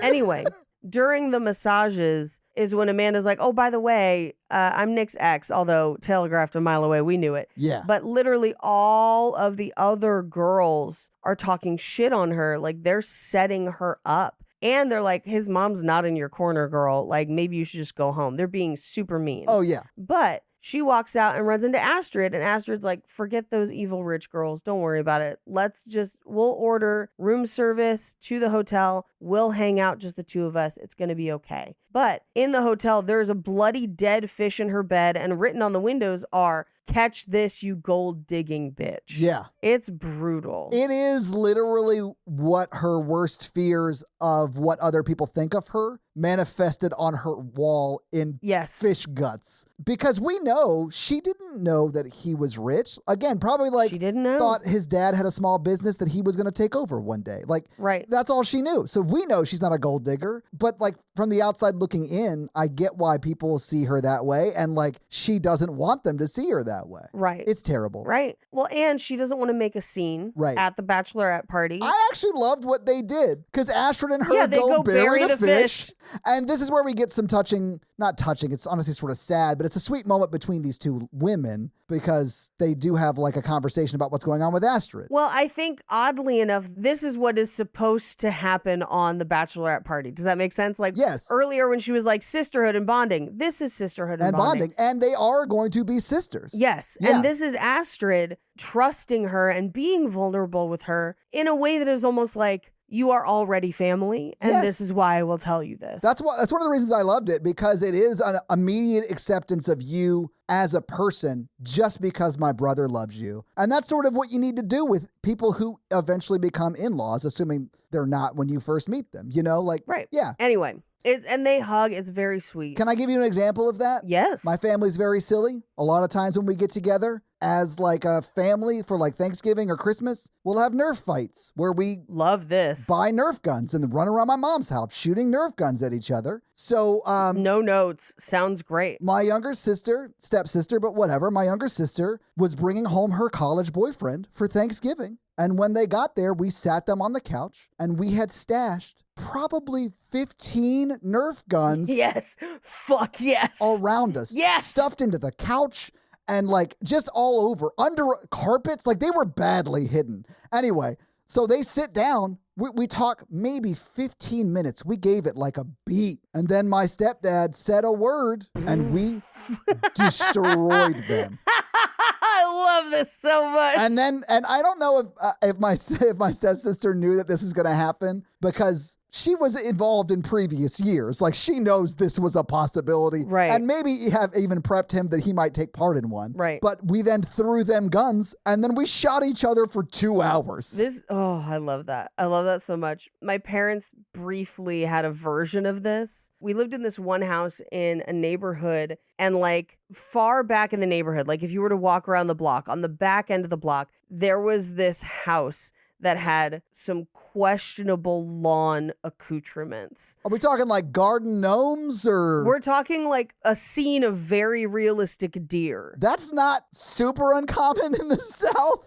Just like a heads up. It's very uncommon here because deer aren't super common. Well, it depends on where you were at. I see deer all the time while Natalie and I are walking just through our neighborhood. I mean, we get coyotes like that, but like... I'll take the deer. Yeah, if you're up in the forest, you'll see some deer, absolutely. But like in the city, we don't see them, right? So it is weirdly out of place. Yeah. And so they would invite people over and be like, hey, do you want to go hunting? And they're like, Yeah. what are you talking about? Yeah. And here's the thing. This is how they could tell who was going to be down and who was going to have a good time. Because if you're you or me, you're like, hell yeah, let's go hunting. Like, Yeah. I'm down to clown. What are we doing, right? People, right? Yeah. We're hungry. We got to eat. We gotta eat. We got to solve this global warming crisis, guys. So if people were down, they would like, okay, get in the car, like keep the lights off, stay quiet. And they would like wait until they quietly drive them to this house in the dark and then flashlight on the deer on the lawn.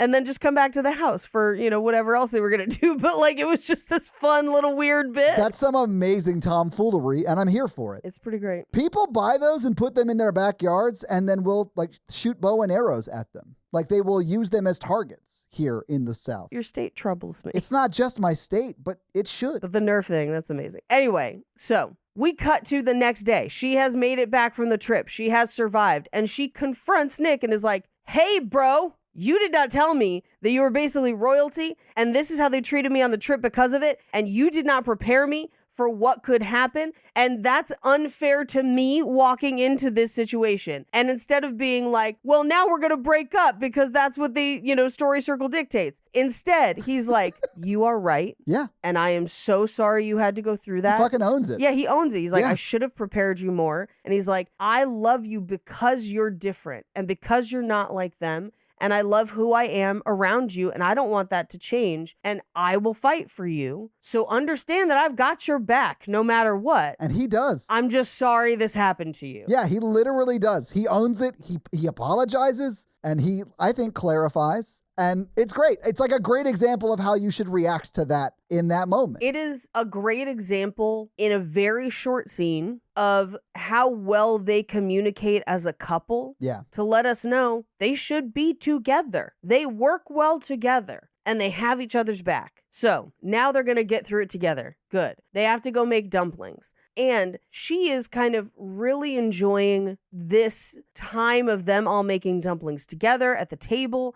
She's learning how to fold them. She's learning about when he learned and when Oliver learned, and seeing them all together makes her very, very happy because this is something that she doesn't have at home. However, as her future mother-in-law, Michelle Yeoh, is folding and placing dumplings, she notices that she has an emerald ring. Yeah. And she says that Nick's father had this made when he proposed to me when we met studying law at Cambridge. And she's like, oh, I didn't realize you were a lawyer. And she's like, I'm not. I withdrew when I got married because this all doesn't just happen. I basically took a position running the household part and some of the business parts of this enterprise because my passions were not as important as my family's success, which is a choice that each person can make, but should not be a choice forced upon people. But it is a value that she upholds. Sure. And I think that is the path that she chose to take. And that's all I want for her. I want her to choose for the path that she wants. And she did. Sure. But I also sort of like that she is owning that, like, it was a lot of work. Like, yes, doing all of this and creating this showy side of opulent wealth that actually does help probably her husband's businesses on that level. Like,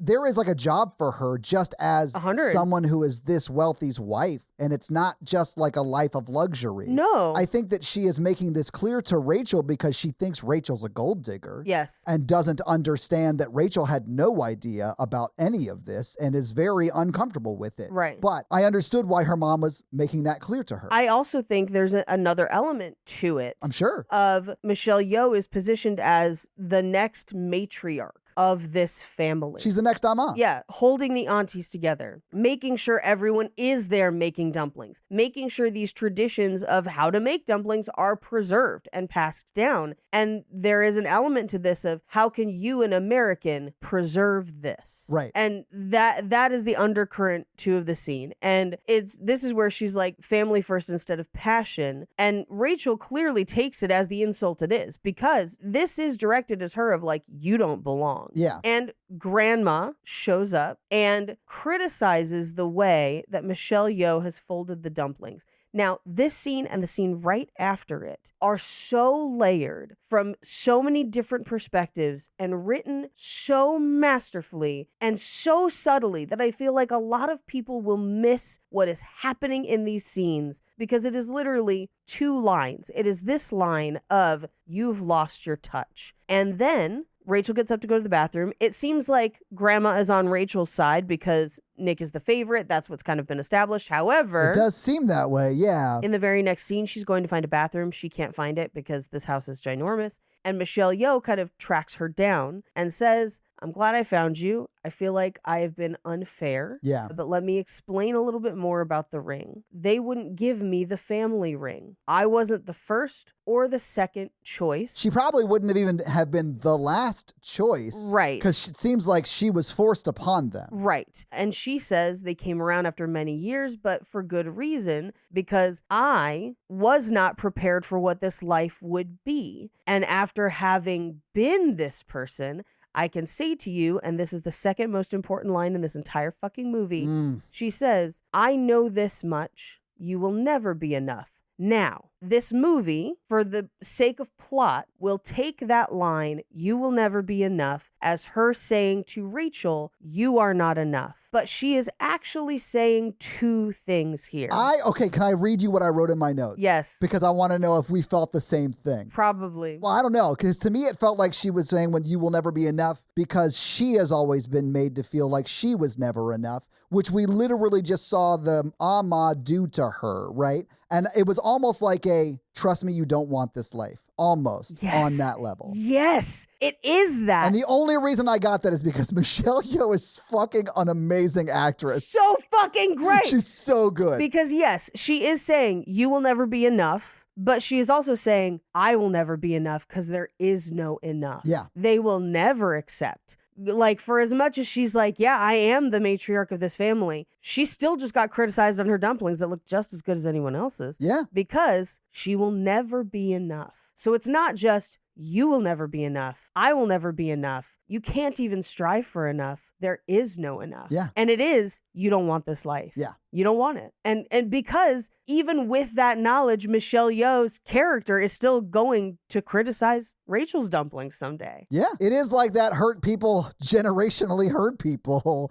Yeah. I started crying in this scene. I was like, oh my I know, me too. God, this is what? Michelle Yeoh is an amazing actress. She's so good. Amazing, but also her performance is phenomenal. Yes. Credit to the writing. Yeah. Because in that one line, plus her brilliant delivery, Yeah. we learn more than we do about any other character. And that is so hard to do as both a writer and a performer, and they do it masterfully. Yeah, they land that moment for sure. Yeah. Yeah, it's you don't want this life. Oh, so good. It's interesting we both wrote down exactly the same thing. That's cool. That means that they were effective. It was intentional. Yes. Yeah. It was intentional. But that's also why the ring is so fucking important at the end. I know. And you I sobbed, man. I cried really hard. It's better than the cross reveal in Doubt. Oh, yeah. Such a niche reference, but That if you is. know, you know. That's a good movie.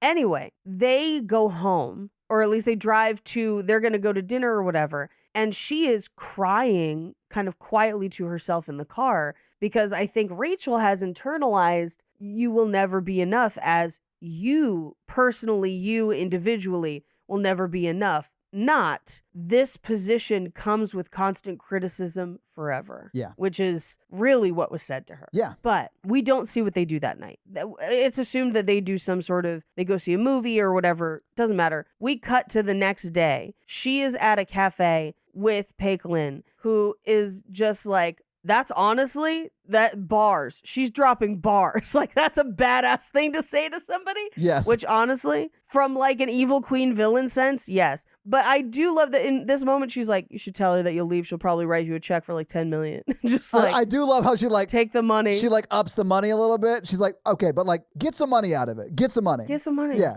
But then she's like, I think the grandma actually likes me. She says I have a lucky nose or whatever. She's like, no, that's important. That's great. Like, that bodes great for you. Yeah. And she's like, but I mean, you love Nick, right? You say that you do. So are you going to let her just barge in, or are you going to fight back? Because here's the thing. You're scared. You just got to make her respect you. You'll never be what she wants, but she might respect you at some point. Yeah. So like, what are you going to do?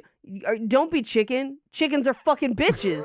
Bok bok, bitch. I fucking love the chickens are bitches, dude. I was like, I know. it's like Adam DeMamp enters the script for a second of like, I know. chickens are bitches, dude. It's great. But she's like, well, what are you doing later? She's like, I was going to go to like FedEx or something. But she's like, no, makeover time. And I do love that Cousin Oliver's like, you need the snail mask. Because I'm like, I use the snail masks. I also love that he was like, my family cannot know I was here. And she's like, I'll tell no one. And he's like, Yeah. all right, let's get to work. Let's go. And this is where we get Material Girl. Yes. Perfect scoring. Yeah. And all of the different dresses and different styles. I love it. So much fun. I also love that her roommate's entire family is there, including like the two little twins and Ken Jeong, who keeps trying to do this one dress. And her mom, again, I just want to hang out with her mom. I just want to hang out with her mom. We all do, Paige. Wearing 90s tracksuits and eating fried chicken. That sounds like my fucking dream. Her makeup, her hair, her vibe, all of it. Fucking love her. Get it. I'm like, let's hit the town. Let's go get one of those crazy scalp massages where they tell me my shampoo is making my head hurt or something like that. I'm doing that for my birthday this year. Anyway, so we cut to the wedding. She shows up in a fucking gold ass car. It looks awesome. She walks down this like essentially a red carpet, and all the other mean girls are there, and they push her past them because they are less important than her, because they ain't marrying Nick or whatever. Right. And she runs into Amanda at the end of the walkway and just goes, Amanda, you're in my way. And then just walks. And I'm just like, yes, bitch. Yes. Fuck her. It was pretty great. Yeah. And she looks amazing. Like it is like a red carpet, like petty moment that I love. Ugh. Love it. It made my spirit soar, just like when I saw Chappell Roan tell that photographer to shut the fuck up. Yeah. Do it. Be mean to people when they deserve it. Yeah. Sometimes well-placed meanness is necessary. Anyway, we cut to Astrid and her husband in the car on the way to the wedding. Yeah. And he's like, yeah, I'll have to be out of town next week. And she's like, that's your kid's birthday. Literally on his kid's birthday. And he's like, yeah, well, and she's like, to have somebody else handle it. And he's like, and she's like, unless there's another reason you're out of town. And he's like, what do you mean? And she's just, drive around and lift the partition, please. Yeah, she does close that partition for sure, yeah. Some shit's about to go down. And she's just like, I know you're having an affair, and I'm not going to do anything today because of this wedding, because it would embarrass you and make a scene. Yes. But I know, and we're going to have a talk about it after. We're going to handle this shit. The way he turns her kindness in not embarrassing him publicly at the event, very high profile event they're both about to attend together, and he like flips that on her as being the reason he should have cheated on her in his mind, was like, oh, fuck you, buddy. Get out of the car. Trash behavior. Yes. Because he's like, I wish you cared about me enough to care that I was having an affair. And I was like, she cares more about you than herself. Yeah, I know. And that's part of the fucking problem. She has shown herself to be nothing if not a loving and very attentive wife. And supportive. Yes. Yes. And he is too small of a man for her.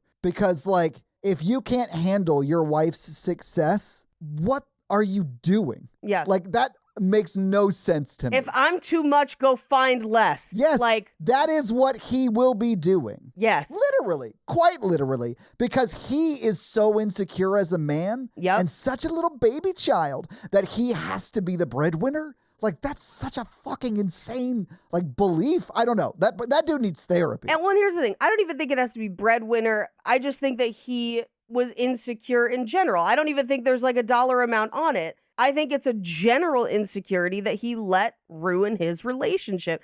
And I do love that she's like, don't turn this on me. He's like, no, you always get to be perfect and whatever. And like, I'm always reminded that you're perfect. And she's just like, fuck you. Yeah. I have made your life great. I have supported your accomplishments. They matter to me. I never acted like it didn't matter. I helped facilitate you doing the thing you wanted to do. Get the fuck out of the car. Yes.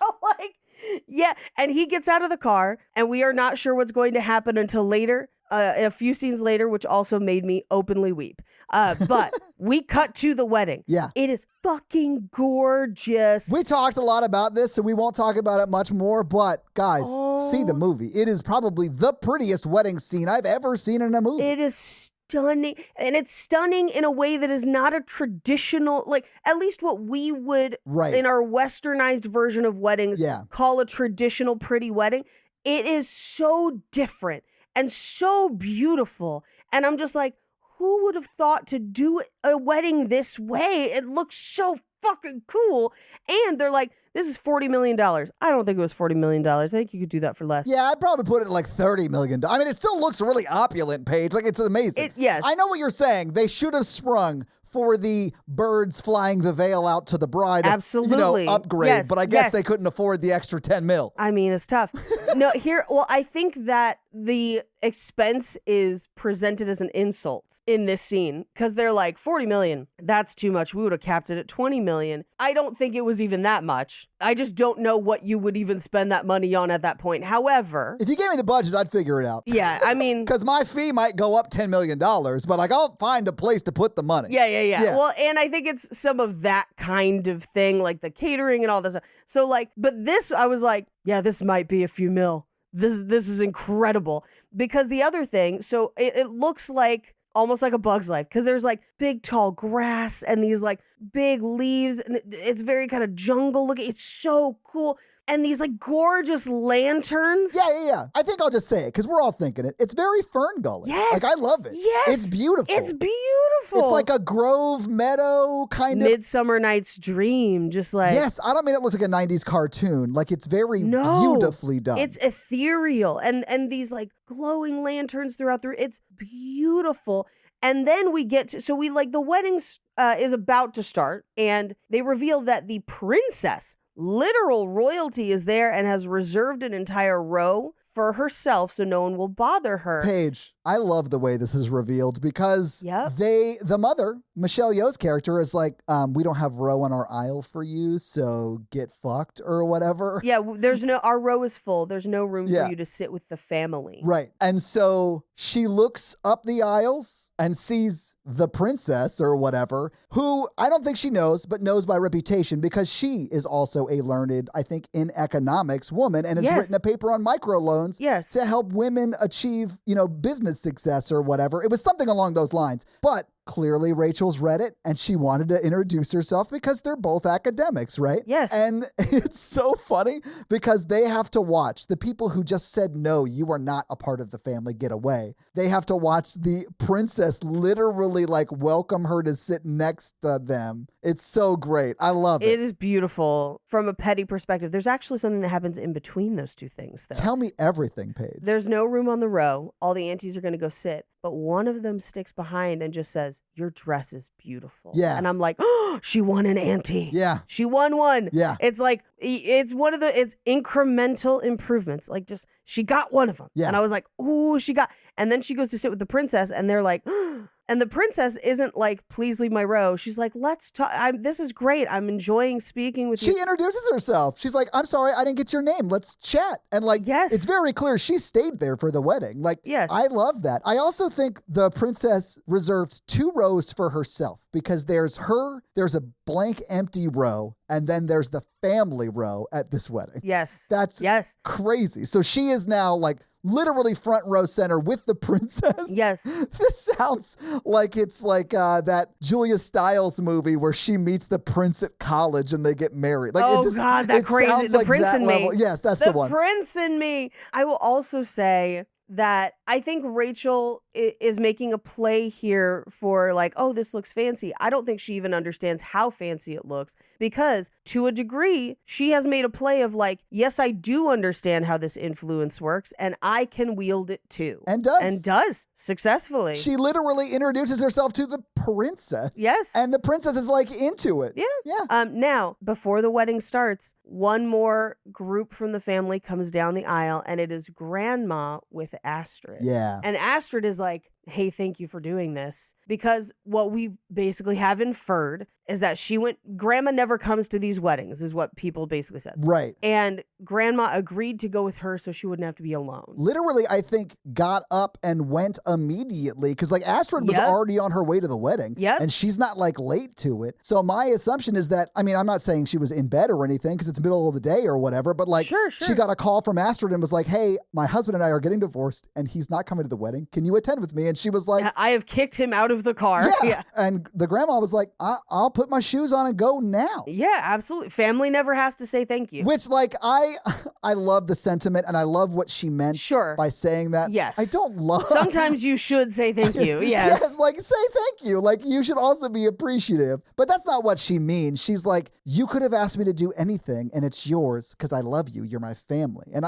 I do love that. Like, it is a very sweet thing to say, but it's just like, it felt weird. Yeah, it felt weird. But for me, the sentiment still rang true and I loved it. So the groomsmen see that Rachel is not sitting with the family and Nick is like, fuck. Because I think he knows that his mom excluded her. Like he knows it was purposeful. Yeah. But he sees where she is sitting with the princess and Colin, the guy who's getting married, is like, you've got to fight her. Like, all right, it's time for this wedding. This wedding that we've been waiting a whole movie to get to. And at first I'm like, oh, this is such a cute wedding because there's the little flower girls. I was like, okay, this is so pretty and cool. Yeah. And then the floor opens up and there is a literal fucking river for the aisle. And everyone holds up these cool firefly sticks. Well, because the light's dim and it looks like it's at like dusk. Yes. Like a little bit after golden hour, but sun's still a little shining, but like below the horizon. All the like people holding those poles with the lights on them. This is what looks Little like fireflies. the fireflies or lightning bugs. Like it's truly like it's a spectacle. And she gets to walk down this like wet walkway. I was very worried she'd slip. I know. Well, she's barefoot, which is great. She is. Yes, she is. But then all of the like maids of all of the like bridesmaids do it too. And it's amazing. Fucking beautiful. If I was at this wedding and saw that, I don't know what I would do. My brain would explode. I was just like, this is the coolest shit I have ever seen. I know. I loved it. But Rachel sits through the wedding. She cries because it's fucking gorgeous. Yeah. And her friends are getting married. I cry at weddings most of the time. I cry at weddings all the time, yeah. And Michelle Yeoh watches that and I think sees that like my son is truly in love with her or whatever. Yeah. I also don't think in this moment she cares all that much. I think she sees it as like an obstacle. But yeah, she does see that. Yes. We cut to the reception where everyone seems to be having a good time until someone is like, hey, Nick, you and Rachel need to come talk to Grandma. Great. As that's happening, Michelle Yeoh basically tasks Oliver with getting rid of Kitty Pong. And does an amazing job. Oh, we will talk about it. I did love it, though. But also a gorgeous reception. Yeah, of course. It's got those big trees that look like Horizon Forbidden West and Zero Dawn. It does, yeah. That kind of just glow. It's a $10 million wedding or whatever.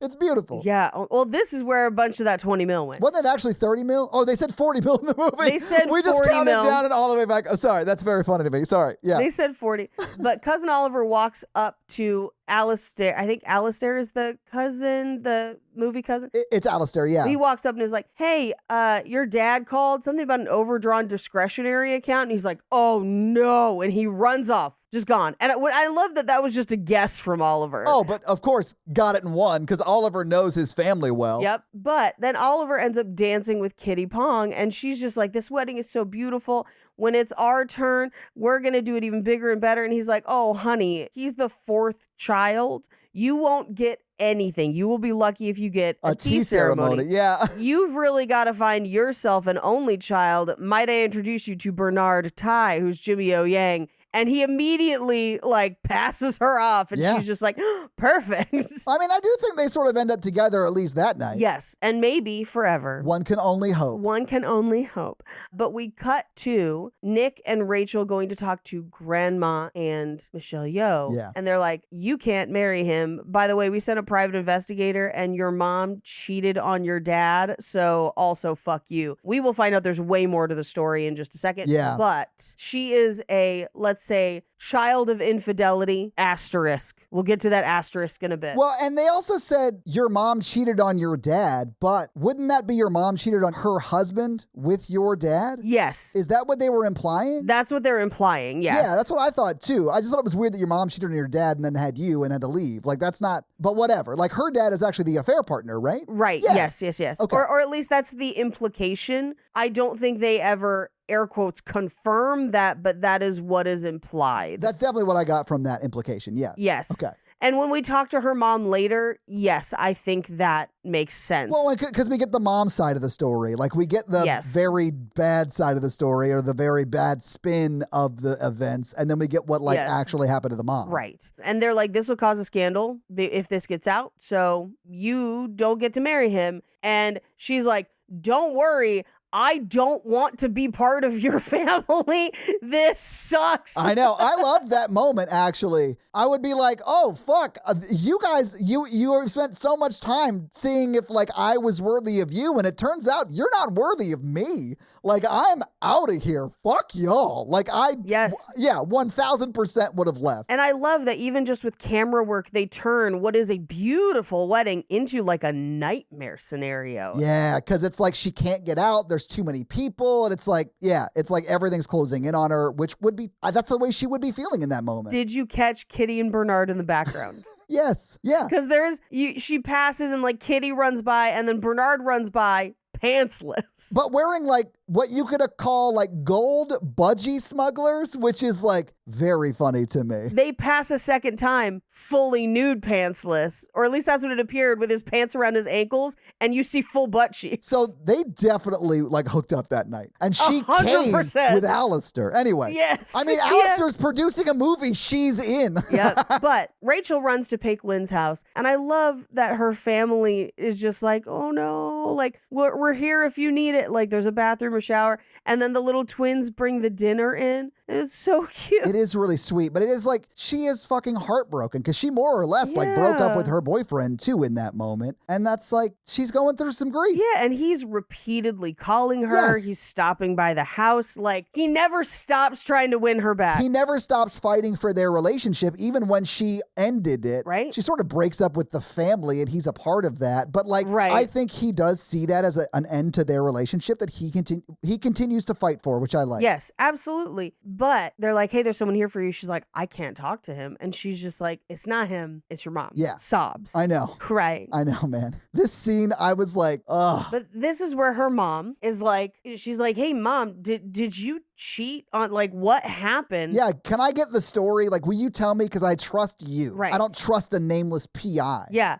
Well, and then her mom is just like, okay, yeah, here's what's up. He was abusive. It was really bad. And a school friend was trying to help me get away. And in the process, we fell for each other. I got pregnant and I was worried that my husband would try to kill us both. Yeah. And so I ran and I never reached back out to talk to those people. Your father is probably still alive, but like, I don't know what his life is happening right now. I didn't want to disrupt it. And we were in America forging our own life. And that's what it is. And she was probably super busy building the life she created for them because she Yeah. built like very comfortable life for them. Yeah, at least middle class comfortable. Yeah. I mean, her daughter was able to go to a very nice college. Like, yeah. And she may have been there on scholarship, but even to like Sure, who knows? they're very clearly middle class. And she is a Yeah. first generation, like she came over Right. and built that from nothing. That's so hard. Because I grew up Yes. poor, but I still like had the foundation that my like ancestors had built here, which wasn't a lot. But like, that's a much easier starting point than just got here, nothing in your pocket, you know? Right. And so at this point, she's like, I just want to go home. And she's like, well, before we go home, you should know that Nick flew me out. You should go talk to him. Yeah. Because like, he's still fighting. I bet Nick has called her mom a bunch. Oh, yeah. And was like, can I fly you over? Can you please talk to her? And like, I think her mom isn't in it for the, he's a billionaire of it all, please marry him. I think she's in it for like, he clearly loves you. Like, Yeah. I've talked to him a ton. Like, please at least hear him out. Right. Right. Because I don't for a second think that her mom would do anything that wasn't in her daughter's best interest for her own financial gain. Right. I think her mother is really altruistic in this moment. Yes, but she does go to talk to Nick. Yeah. And Nick is like, it's unforgivable what they did to you. I'm not going to make excuses for them. Please marry me and fuck them. And he says, we will build a life together in New York. Yep. Like answering the question of where will we even live if we get married? He's like, that's not even a question. Fuck my family for what they did to you. Yeah. Let's go be happy and live in New York. We'll be fine. Yes. And I think they would have been. They would have been. I do think that could have happened. That would have happened, but I think the prediction where he would have resented the mom if they didn't marry, the flip of that would have happened, and he might have grown to resent their relationship because he no longer had contact with his family. So I think the way she plays it, Rachel being the she in that, was masterful. And the game theoriness of it all that they set up in that very first scene, like sets it up so masterfully. Because we cut to, I guess, a Mahjong parlor, if you want to think about that. It is. She has invited Michelle Yeoh to play Mahjong with two women that they establish only speak Hokkien, which is a different dialect. Is it it's a whole different language, right? Yeah, I believe it's a dialect unique to Singapore. Okay. I truly don't know. I just know that there's like tons of like dialects that are in that region, or dialects and languages. Yeah, if you did not watch this with subtitles, you actually miss a very key point here. Ah, okay. I didn't. Please enlighten me. Yeah. Sure. So when they sit down, she's like, these two women that are sitting at the table with us are half deaf and only speak Hokkien. And so Michelle Yeoh sits down and Rachel is like, my mom taught me how to play Mahjong because she said that I could learn important life skills about all kinds of things through this game. And Michelle Yeoh is like, yeah, I know. My mom taught me too. Like, let's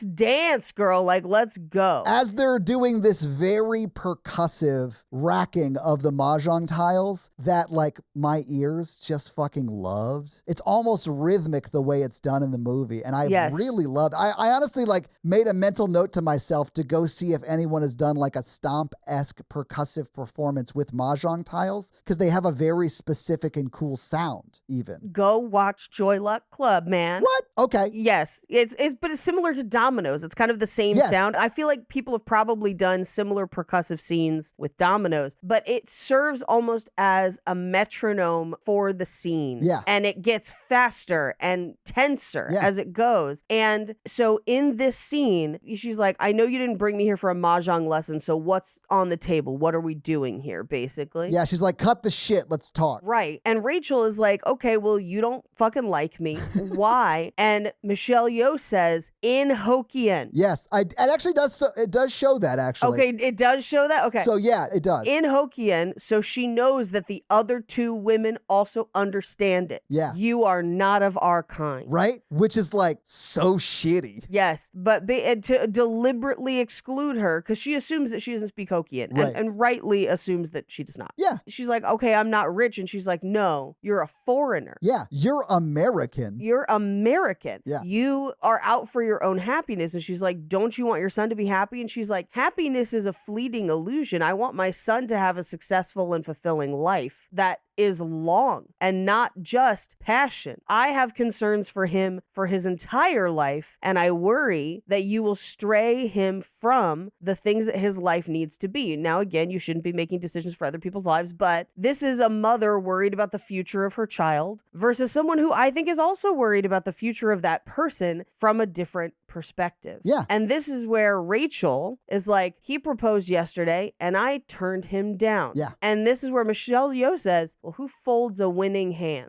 Which is what we saw someone do in the very first scene. Yeah. And we know she doesn't. We know she doesn't. She says, are you sure of that? Because if I had said yes, he would lose his family. He'd resent you, maybe resent me. And she's like, so you chose for him. She goes, oh, I need to be clear to you. And as this is happening, the percussiveness of the tiles is still happening. They're still playing. They're still playing. And she has picked up a tile that she knows Michelle Yeoh needs to win, or believes that she will win with that tile. Michelle Yeoh has clearly not been paying attention to Rachel's tiles. Right. So Rachel holds that tile in her hand as she is basically saying, I am not leaving because I am scared or not enough. I know I am, but I love him and I know he says that he wants to live separate separately from you and from the family. He does not. It will hurt him. Yeah. So I said no. And she puts that tile down. The tile is Nick. Yes. He is the tile in this scene. Yes. And she hands her son back to her Yep. on the table. And she understands the weight of that. Like, you see her put it into her, like, I don't know if you call it a deck, but like her bunch of tiles right there, you know? Yeah. And then flips her tiles to be like, I have won. I have a winning hand in this version that we are playing. I don't know enough to know, but yeah, that's the way it's positioned. That is the way it's positioned. It's like she put down aces over eights and she's like, dead man's hand, I win. And then it cuts to Rachel and she does what she does. Because Rachel does a little more of a speech before she does it. Yes. And she's like, when he eventually marries someone who was air quotes enough for you, Yeah. I just need you to know that not only is his unhappiness in that moment, but also you having to deal with him being unhappy and the loss of me and the resentment that it will breed. I played it. It's mine. Yeah. I own those actions. And then she flips, revealing that she has the winning hand and is like, so maybe next time, don't fuck with the girl who learned Mahjong from her single mother, low-class immigrant. And you're just like, oh, shit. Yeah. Oh, shit. It's fucking awesome. It's a mic drop in the middle of the table. It's a Mahjong drop, honestly, Paige, Yeah. is what it is. And she and her mom leave and get on the plane. I loved that her mom was there. I love that she walked over, hugged her mom, and her mom fucking stared down Michelle Yeoh's character and like, Oh, yeah. hey, you want to look at me? You don't have to hire a PI. I'm right fucking here. I love that shit. Oh, yeah. Like, none of that was said, but like, Michelle Yeoh's great. And you can see she is like learning something in this moment, even though she's not saying anything. But the mom, Rachel's mom, is also doing a great job of like, I fucking hate you. Yeah. Like, she is giving it to Michelle Yeoh's character, and it's great. Well, and then, because again, and this goes back to, this is the duality of the scene earlier with her bluffing in the poker match. Yeah. Where she's like, I'm getting on the plane. She calls the bluff. She's like, I bought the tickets. We're flying coach back. I'm leaving for the airport. Enjoy explaining that to your son. Bye. And she does. That's exactly where she goes. We cut to Astrid. Yeah. Coming back to her apartment as her husband is packing his things. He's like, I'll send someone for my stuff and then I'll negotiate when I'll see our kid. And she's like, actually, no. She's like, let me collect the few things I shopped for. But then this apartment is yours. You paid for it. The things here are yours. You paid for them. Enjoy your accomplishments and credit for your accomplishments. But spoiler, I'm going to go live wherever the fuck I want because I've built this life for myself. I love the way she says that, though, because it is very much like, he's like, well, where are you going to live? And she's like, I own 14 apartment buildings, so I don't know, perhaps one of them. Like, I can definitely find better lodgings than this. And you'll see our son when it's good for him. Not for you. Yeah. Like, when it's good for the son, not for you. And he's like, well, aren't you going to, like, take some credit? It's not all my fault. And she's like, sure, I shouldn't have hid my shopping and things from you. I shouldn't have diminished myself to make you happy. But really, it's not about the money. It's about you being a fucking coward. Yep. And it's not my job to make you something you're not. Slam! And you're just like, yes, bitch! Like, get up! I love how every time he tries to turn it on her, the movie's like, no, dog, this is all you and your failings as a man Oh, yeah. that have led you here. Yup. Yeah. And again, she goes into the bedroom because she ultimately gets the earrings and puts them on. Yes. And that's her being like, I don't fucking need you. Yeah. I am who I am. Fuck this shit. And you're like, yes. And honestly, I'm sick of putting myself up on the shelf to make you comfortable when you're never going to be comfortable because you fucking need therapy, dog. Yes. But yeah, Yes. I love Astrid in this movie. She's great. And I hope she Amazing. fucks the shit out of that dude she met during the credits. Harry Shum Jr. Let's go. Yes, showing up at the I end. want Crazy Rich Asians too. That's their love story. I'm not even joking. Let's do it. I'm here for that. We'll talk about that soon when we get to it because that is like a mid-credit scene. But yes, It is. So we then cut to either the hotel or the house. We don't really know, but it's a balcony and Nick and his mom are standing there. And it's basically this like almost this moment of Nick being like, and unspoken, there's no dialogue, but it's almost like you get the sense from them of him being like, you didn't apologize. Yeah. You didn't make it right. And her being like, oh, fuck, I played the wrong hand. Yeah. Like, she outplayed me.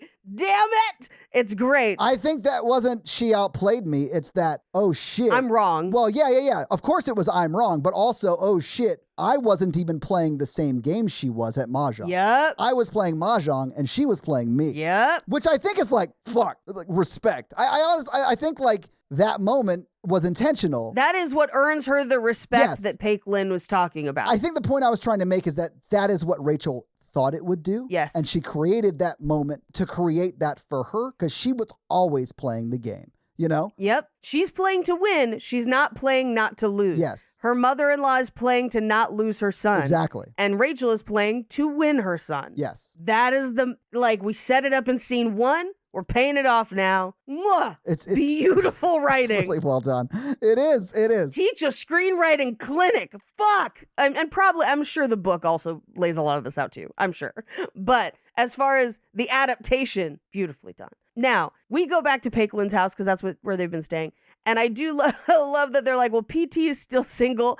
And they turn and he's been taking pictures of them while they're like hanging out. And he's like, I'll email these to you later. And I lost my mind. It's the creepiest thing ever. I actually thought it's not creepy because he is sort of just snapping photos of them. But like, yeah, well, they're not looking. It's like the one moment where he actually has a line of dialogue. And it is sort of, I don't know, it's like, I felt it was like a little good natured. Like he wanted to take Yes. photos because it's such a sweet fucking moment. And he was always going to send those photos to them because Yes. it's such a sweet moment. So like it is creepy because he is a man taking a photo of two women laying in a bed without their consent. I get that. But I don't for a second think he's going to use it for nefarious purposes. I would love a reveal that's just him like, I've always wanted to be a photographer. I know, right? Like that's all he wants. Yeah. But his dad's like insane and won't let him. Yeah. Oh my God, I love it. Anyway, they are flying, coach. They're flying home, but Nick has chased her onto the plane, which means he had to buy a ticket. Or his parents own the airline. He owns it. Yeah, like Whatever. It could mean a number of things. But he shows up, and I do love that this movie chose to play this scene the way it would actually happen in an actual airport, in an Yes. actual plane, and that is hysterical to me. It is great. Because it's like no one will move out of the way. He's having to like put people's luggage up. He's like, people are reclining the seats. He's just trying to like get across to her. Yeah. So funny. But he proposes to her again, and it's the fucking emerald. And you're like, game, set, match, I know. bitch. Like, oh. Without saying anything, you know that means not only do you get to have me in your life, but I get to have my family in my life. Right. And that is what Rachel wanted. She didn't want anyone to have to lose Nick. Sure. And for Nick not to have to resent anybody or have the possibility of that. And it's awesome. In a way, that emerald is a Mahjong tile. Yeah. But it's also a recognition because we got the story of what that emerald ring means to the mom Yeah. because she was not accepted by the family. And that's how that ring gets made. So for her to give it away. Give it away now. Yeah. Give it away now. I understand that you are in a position I was much in. Yes. Here's what I would have loved. Yeah. A scene between Nick, the Ama, and his ma, and they both exchange rings. The grandmother gives the family ring to Michelle Yeoh. Yes. And Michelle Yeoh takes off her rings and gives it to Nick. And then Nick goes to the plane. I would have loved that. But that cheapens the reveal. Yes. And I understand that reveal is everything in this. I love that reveal. Don't change a thing. But maybe a flashback or something. There's a way to do it. There's Yeah. a way to do it. And that is so he proposes, she's got the emerald, and she's like, this is going to be a wild flight back to New York. He's like, actually, I was thinking of staying one more night. Yes. Okay. Yes. And just revealing that she's wearing it there. Well, yeah, just cut to Michelle Yeoh looking at Yes. what we will assume is the family ring, whatever that represents at the party. Yes. And then you know that has happened. Fuck. Yes, Paige. That would have been perfect. And unspoken. We still Yeah. don't need the scene. Yeah. Yes. Perfect. Love it. Just a shot. Yeah. We cut to what is essentially, I don't know if it's like an after party for the wedding or an engagement party for them, but it's on the top of that weird bean looking thing on top of those 3 buildings. It's awesome. The credits roll. Yeah. But then we get a cut of Astrid walking around, and she's at the bar, and who else is at the bar? Harry Shum Jr. of Glee. And she's just like, and they just exchange a look of like, oh, you seem hot, you seem hot. Cut to credits, and that's the movie. So having seen the movie, having talked about the movie, what did you think about Crazy Rich Asians? I sobbed a lot. I want to go to Singapore. Same. And that wedding is the most beautiful wedding I've ever seen. And yes, there's some economic questions, but overall, the emotional core and writing and performances of the movie are so fucking good. I'm willing to give it a pass because holy shit, is this a good movie? Yeah, I mean, it is a display of wealth on such an opulent scale that it made me sad that the lower classes have not risen up and killed these people on some level. But if you don't look at that and see that as very much like the screenwriter and the creators of this movie jingling the keys of that in your face, it is like, look at these pretty settings, look at these pretty locations, look at these pretty cars, look at these pretty dresses, whatever, and just look at the emotional core of the story. It is so beautiful and it is so well written that I was able to overlook like the blatant class issues because it's so beautifully done as a story that I love this movie. I'll watch it a ton. Oh, yeah. I view it as they're using it as a backdrop for a modern fairy tale. It feels that way too. Yes,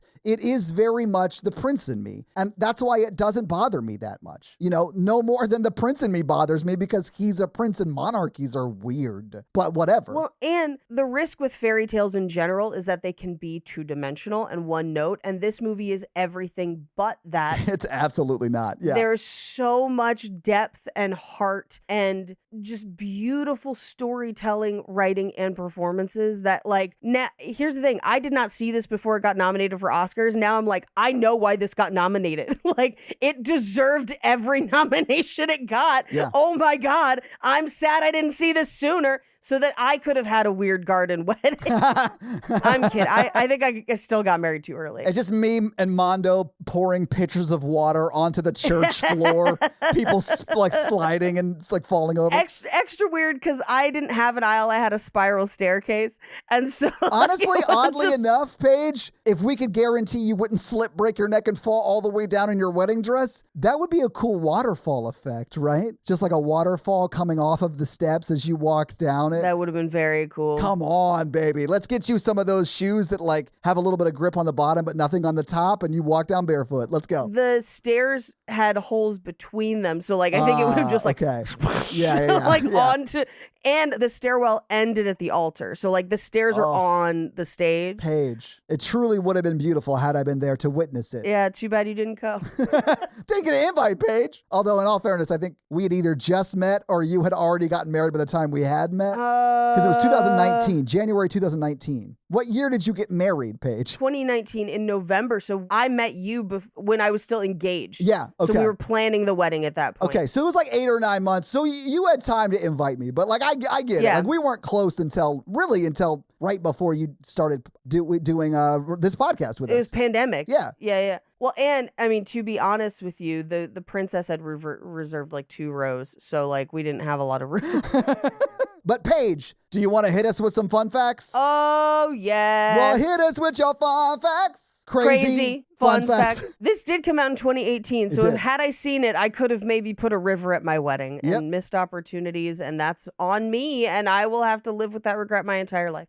So the director, John M. Chu, revealed that Michelle Yeoh did not like the original ring that they created for her character, and the ring is a very crucial part of the plot. It is. So she showed him a ring from her own personal collection, and that ring eventually became the emerald and diamond ring that she wears in the movie. I love that Michelle Yeoh's actual ring was the ring in that seat. That's even cooler. Okay, sorry. This one I feel like should surprise no one, but most of Awkwafina's lines are improvised. That's one of the reasons I love Awkwafina. Like, I feel like directors are like, we need to write a funny side character. And someone pops in and is like, are you sure we need to write it? Are you sure we don't just need to hire Awkwafina or Jason Mantzoukas or like all of the other people who are like known for just doing like great bit parts that are 100% improv? I will also say, if you haven't seen Shang-Chi, I would say underrated Marvel movie of the last few years, but Awkwafina is very funny in that as well and plays kind of like the friend side character as well. Nice. Okay. They have confirmed a sequel. Oh, really? Yes. Is it Astrids? I think it is. I don't know much about it. I need Ashford to get hers in the next one. That's all I'm saying. It's based on the second book of the trilogy. So there's 3 books. So the second book is called China Rich Girlfriend. So that is the next one. And hey, opening week, man. Like after seeing this one, find me there opening day. Yeah. I bet it's going to be incredible, especially if it's the same people involved. Is there a release date yet? I'm sorry. I'm excited to see there it. is Okay. not. There's okay. not. All right. Netflix originally wanted to produce the film and offered a bigger budget. Ooh. However, the director turned down the offer in favor of a budget that it will make you angry at movies that have spent more and done less. Do you know what the budget is for this? I do. I will have to recuse. I'm recusing myself anyway. Let's talk about it. Yeah, just say it. They made this fucking Singapore tourism spectacle for $30 million. Are you fucking kidding me? I know. This movie looks like $100 million.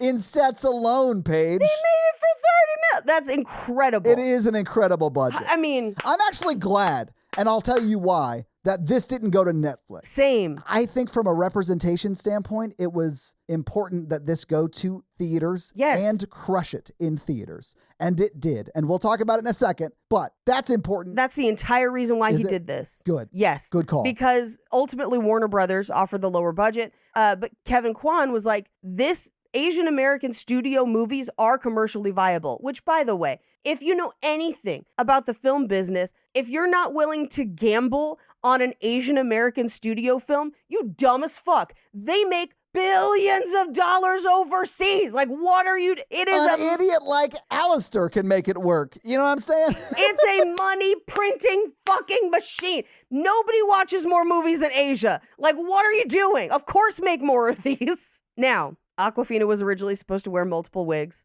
but after putting on the blonde wig, they scrapped the rest and just kept the one because it was such a crazy looking wig. It is, and I love it. That apparently improv'd, Ken Jeong started calling her Asian Ellen, and it stuck, and they kept it in the movie. So good. Hilarious. Now, there was some controversy with the soundtrack, which is wild because I do think the soundtrack of this is fucking incredible. Really? Okay. But the director wrote to the members of Coldplay for permission to use a cover of Yellow. Ooh. Yes. Okay. Now, because of Yellow's connotation as an epithet, Yeah. the band was not super okay, and they didn't want it to be associated with the film because of accusations of cultural appropriation regarding another song called Princess of China. However, the director won them over after explaining his personal fondness for the song and his desire to reclaim the word from its usage as a racial slur by using it in the soundtrack of this movie. Okay. Yeah, I mean, like, I understand the apprehension of Coldplay there, is all I'm going to say. I do, but I'm also glad that they were willing to work with the production and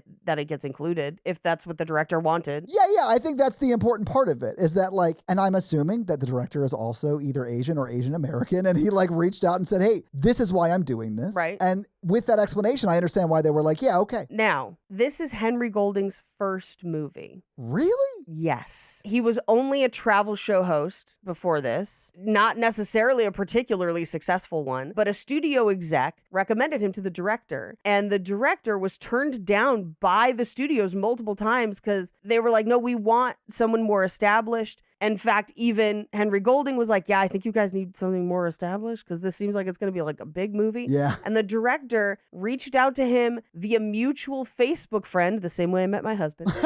Oh, you mean he pulled a Paige Wesley? He pulled a Paige Wesley, which had already happened at this point. So yeah, he is copying me. No, that's insane. Technically. That's crazy.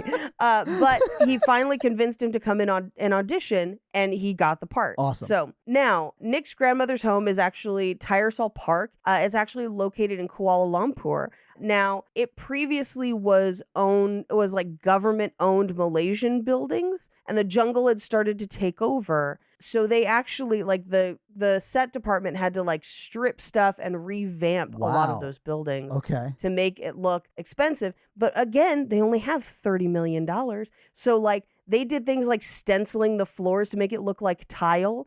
And bitch, we just watched this movie. I didn't Did you notice clock that. any No. of No, it No. looks incredible. It looks insanely beautiful. I assumed they like rented a mansion for an hour and shot everything in the hour. All of the walls are painted by a local muralist. And they're amazing. That's not wallpaper, bitch. Like, what? Like, that's insane. Yeah. Now, once word got out that the film was being made, multiple luxury designers such as Ralph Lauren, Elie Saab, Dolce & Gabbana, Valentino's, Dior, and many others clamored for them to use their clothes I was going to both say. in the film and on the runway. Yeah. Because designer culture in Asia is fucking huge. And Michelle Yeoh loaned multiple pieces of her jewelry collection for the film, both for her and Astrid. That's awesome. Incredible. Now, Henry Golding had just gotten married before this started shooting and had to cut his honeymoon short Oh. to go do a final screen test. But ultimately, this is the movie that gives him the incredible career he has today. So I'm hoping that they got to take a second honeymoon at some point, and it was fun. I'm sure they've taken some very rad vacations with the residuals from this movie. Yes. I would hope so. So, as I mentioned in the book, one of the dogs is named after Donald Trump, but in the movie, it is changed to Rockefeller because of the changing landscape of who Donald Trump is. Right. The tiger in the mansion is a movie prop,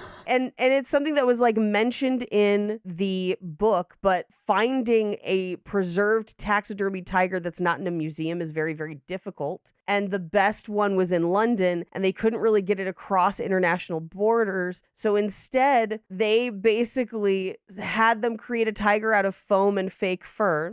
But it got held up in Thailand's customs because people thought it was the real thing. Oh my God. I mean, it does look good. I get that. Yeah. It looks great. And they finally got it installed the night before they had to film the scene. Oh my God. I bet whoever was running logistics on that project was so stressed. Yes. So the writer of the book and also, I believe, wrote the adaptation for the movie, which is probably why it's so fucking good, is the same. So like Kevin Kwan wrote the trilogy that this is based on, and then it helped adapt the script as well. Yeah. So China Rich Girlfriend is the next one, and the last one is Rich People Problems. I anticipate, based on what this movie made, we're going to get all three, probably. I hope so. I hope it's the same team that makes all of them. I hope so too. I think it's going to be amazing. So Chris Aquino, who is the princess that Rachel sits with, is actually the daughter of former Philippine President Corazon Aquino and Senator Benigno Aquino, and sister of former President Noynoy Aquino III. Wild. So actual diplomat, basically. Dignitary on some level, yeah. Dignitary, yeah. The line, "We're Methodist, 20 million is our limit," is a Singapore-specific in-joke. The Methodist Church is known to be the largest and richest Protestant denomination in Singapore. One of the few places where, Asia in general is one of the few places where Christianity is still the main religion, but Catholicism is not the biggest share of that, which is very interesting and has some real interesting offshoots. We've covered a handful of them on Cult Podcast throughout the years. It's very interesting to see how religions change based on the culture around them. But Constance Wu was the first and only actress considered for the main role, and they even delayed filming to adapt to her schedule, and good for them, because she does fucking great. Yeah. She's amazing in this. Singapore Airlines was invited to participate, but they declined, so instead, they're on fictional planes for Pacific Asian, ASEAN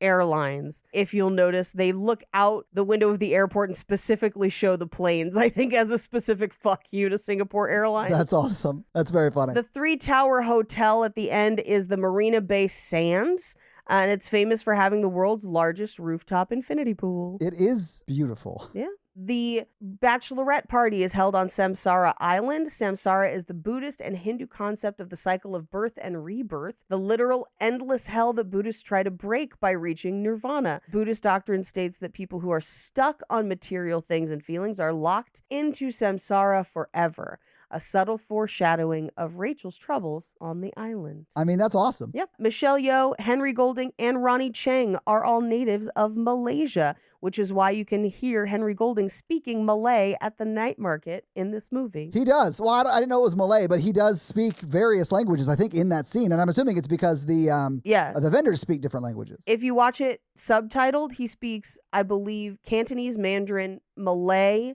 and one other. But it titles whichever one he's speaking in the moment. Yeah, that's cool. So Kevin Kwan, who wrote the book and helped with the adaptation, did also work with two other screenwriters. So Peter Chiarelli and Adele Lim worked separately, sending it back and forth to each other. Very unusual. But they said it was like having shared custody of a child. Oh. And they do ultimately the final draft of the movie. And good job, guys, Yeah, because man. holy shit. Yeah. Now, oddly enough, a German subsidiary of Warner Brothers, when releasing this in Germany, removed the word Asians from the title at times. One time they modified the film poster to a more generic non-Asian design. And they showed almost no trailers or TV spots in Berlin, Munich, and Cologne. Only a few cinemas even showed the film. So there was widespread criticism over what basically people think was racism. Interesting. And probably was. I mean, I would assume. Yeah. The first class cabin was filmed on a sound stage, and the upholstered leather chairs are actually massage chairs. And then they pulled it out for real bedding during the mid-flight scenes so they don't like extend the, Yeah. Kevin Kwan originally wrote the novel as a short story adaptation of a poem he wrote for a creative writing course called Singapore Bible Study as a way of preserving memories of his life in Singapore during the 18-month period between October of 2008 and April of 2010 when he was there caring for his dying father.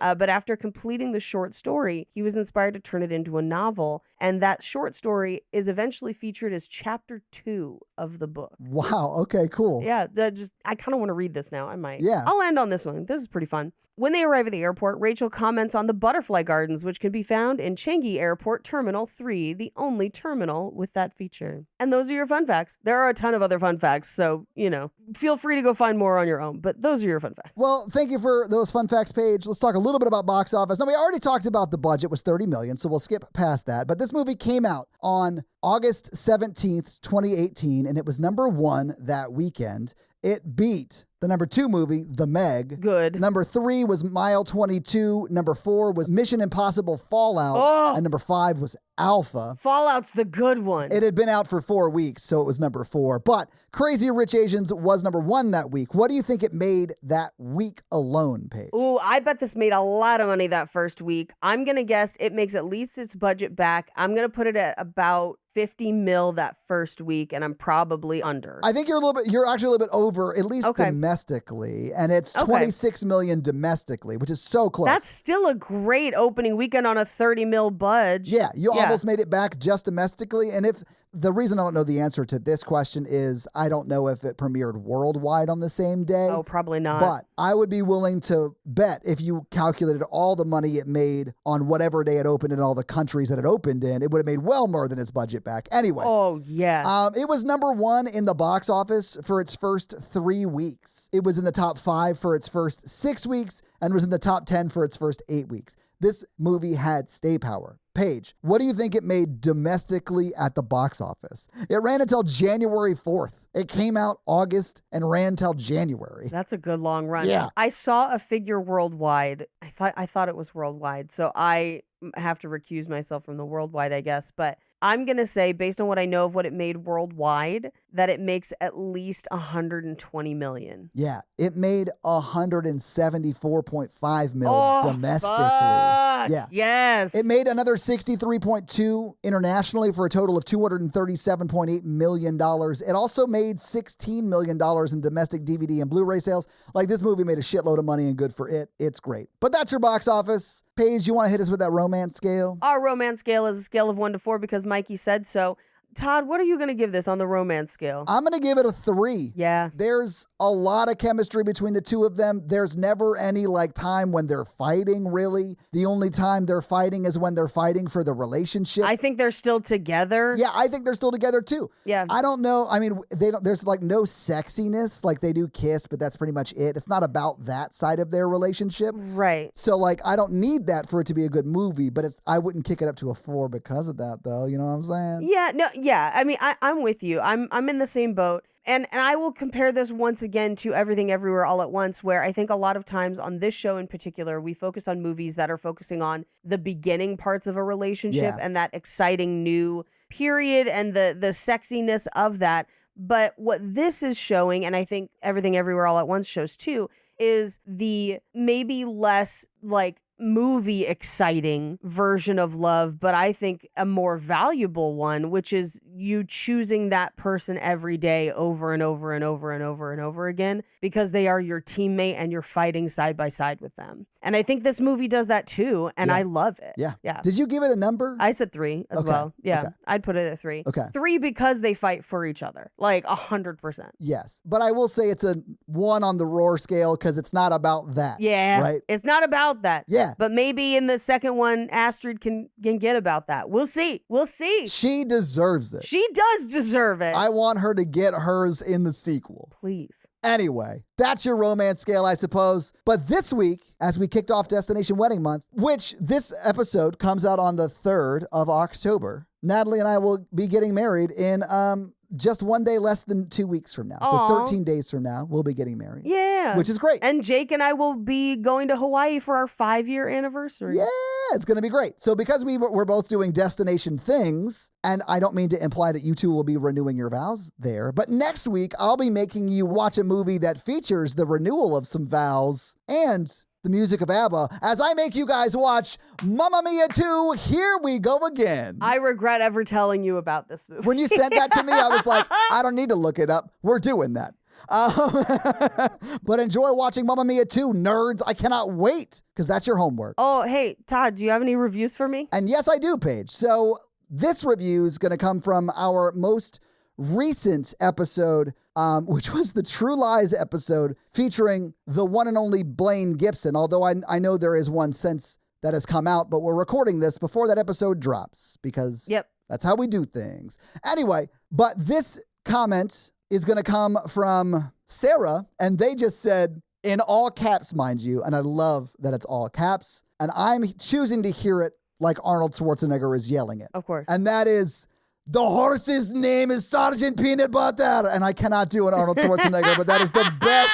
And I felt like that's the best I could do. And I felt like I owed it to Sarah to do that. But I apologize to anyone I may have offended by doing so. I also got multiple messages about how tall the horse is, both in hands and feet. I saw, I actually like, she's been a member of I think her name is Cheyenne. That's one. I got multiple. She's been a member of the Horror Virgin community for a long time, so I know her name. Yes. And she always has like fun horse facts, and I'm here for it. Yeah, it's awesome. Like, I even remember she like sent a picture of like, not sent, but like posted a picture in the group of her like having braided like a horse mane. And it was like, oh yeah, awesome. It was very cool. Yeah, anyway. But if you want to have me read your Spotify comment or 5-star Apple review, do one of those things and I'll do just that. So yeah, if you guys like this show and want to hear our other show where we talk about horror movies, that is The Horror Virgin. That's the only other podcast I am on, but Paige is also on Cult Podcast, which you can find at Cult Podcast. And you can find us on social media. I am at Todd J. Awesome, literally everywhere. Paige is at Paige Wesley on Instagram. No, it's at Rampage Wesley on Instagram and TikTok, at Paige Wesley on Twitter. That's right. All right. So that's where you can find Paige. If you want to find the show, we are at Romancing the Pod Show, right? Yep. Romancing Pod Show on Twitter. Well, and Instagram, right? And Instagram, but it's show SHO because character limits. If you start typing Romancing the Pod, it'll come up. It'll definitely come up on Instagram.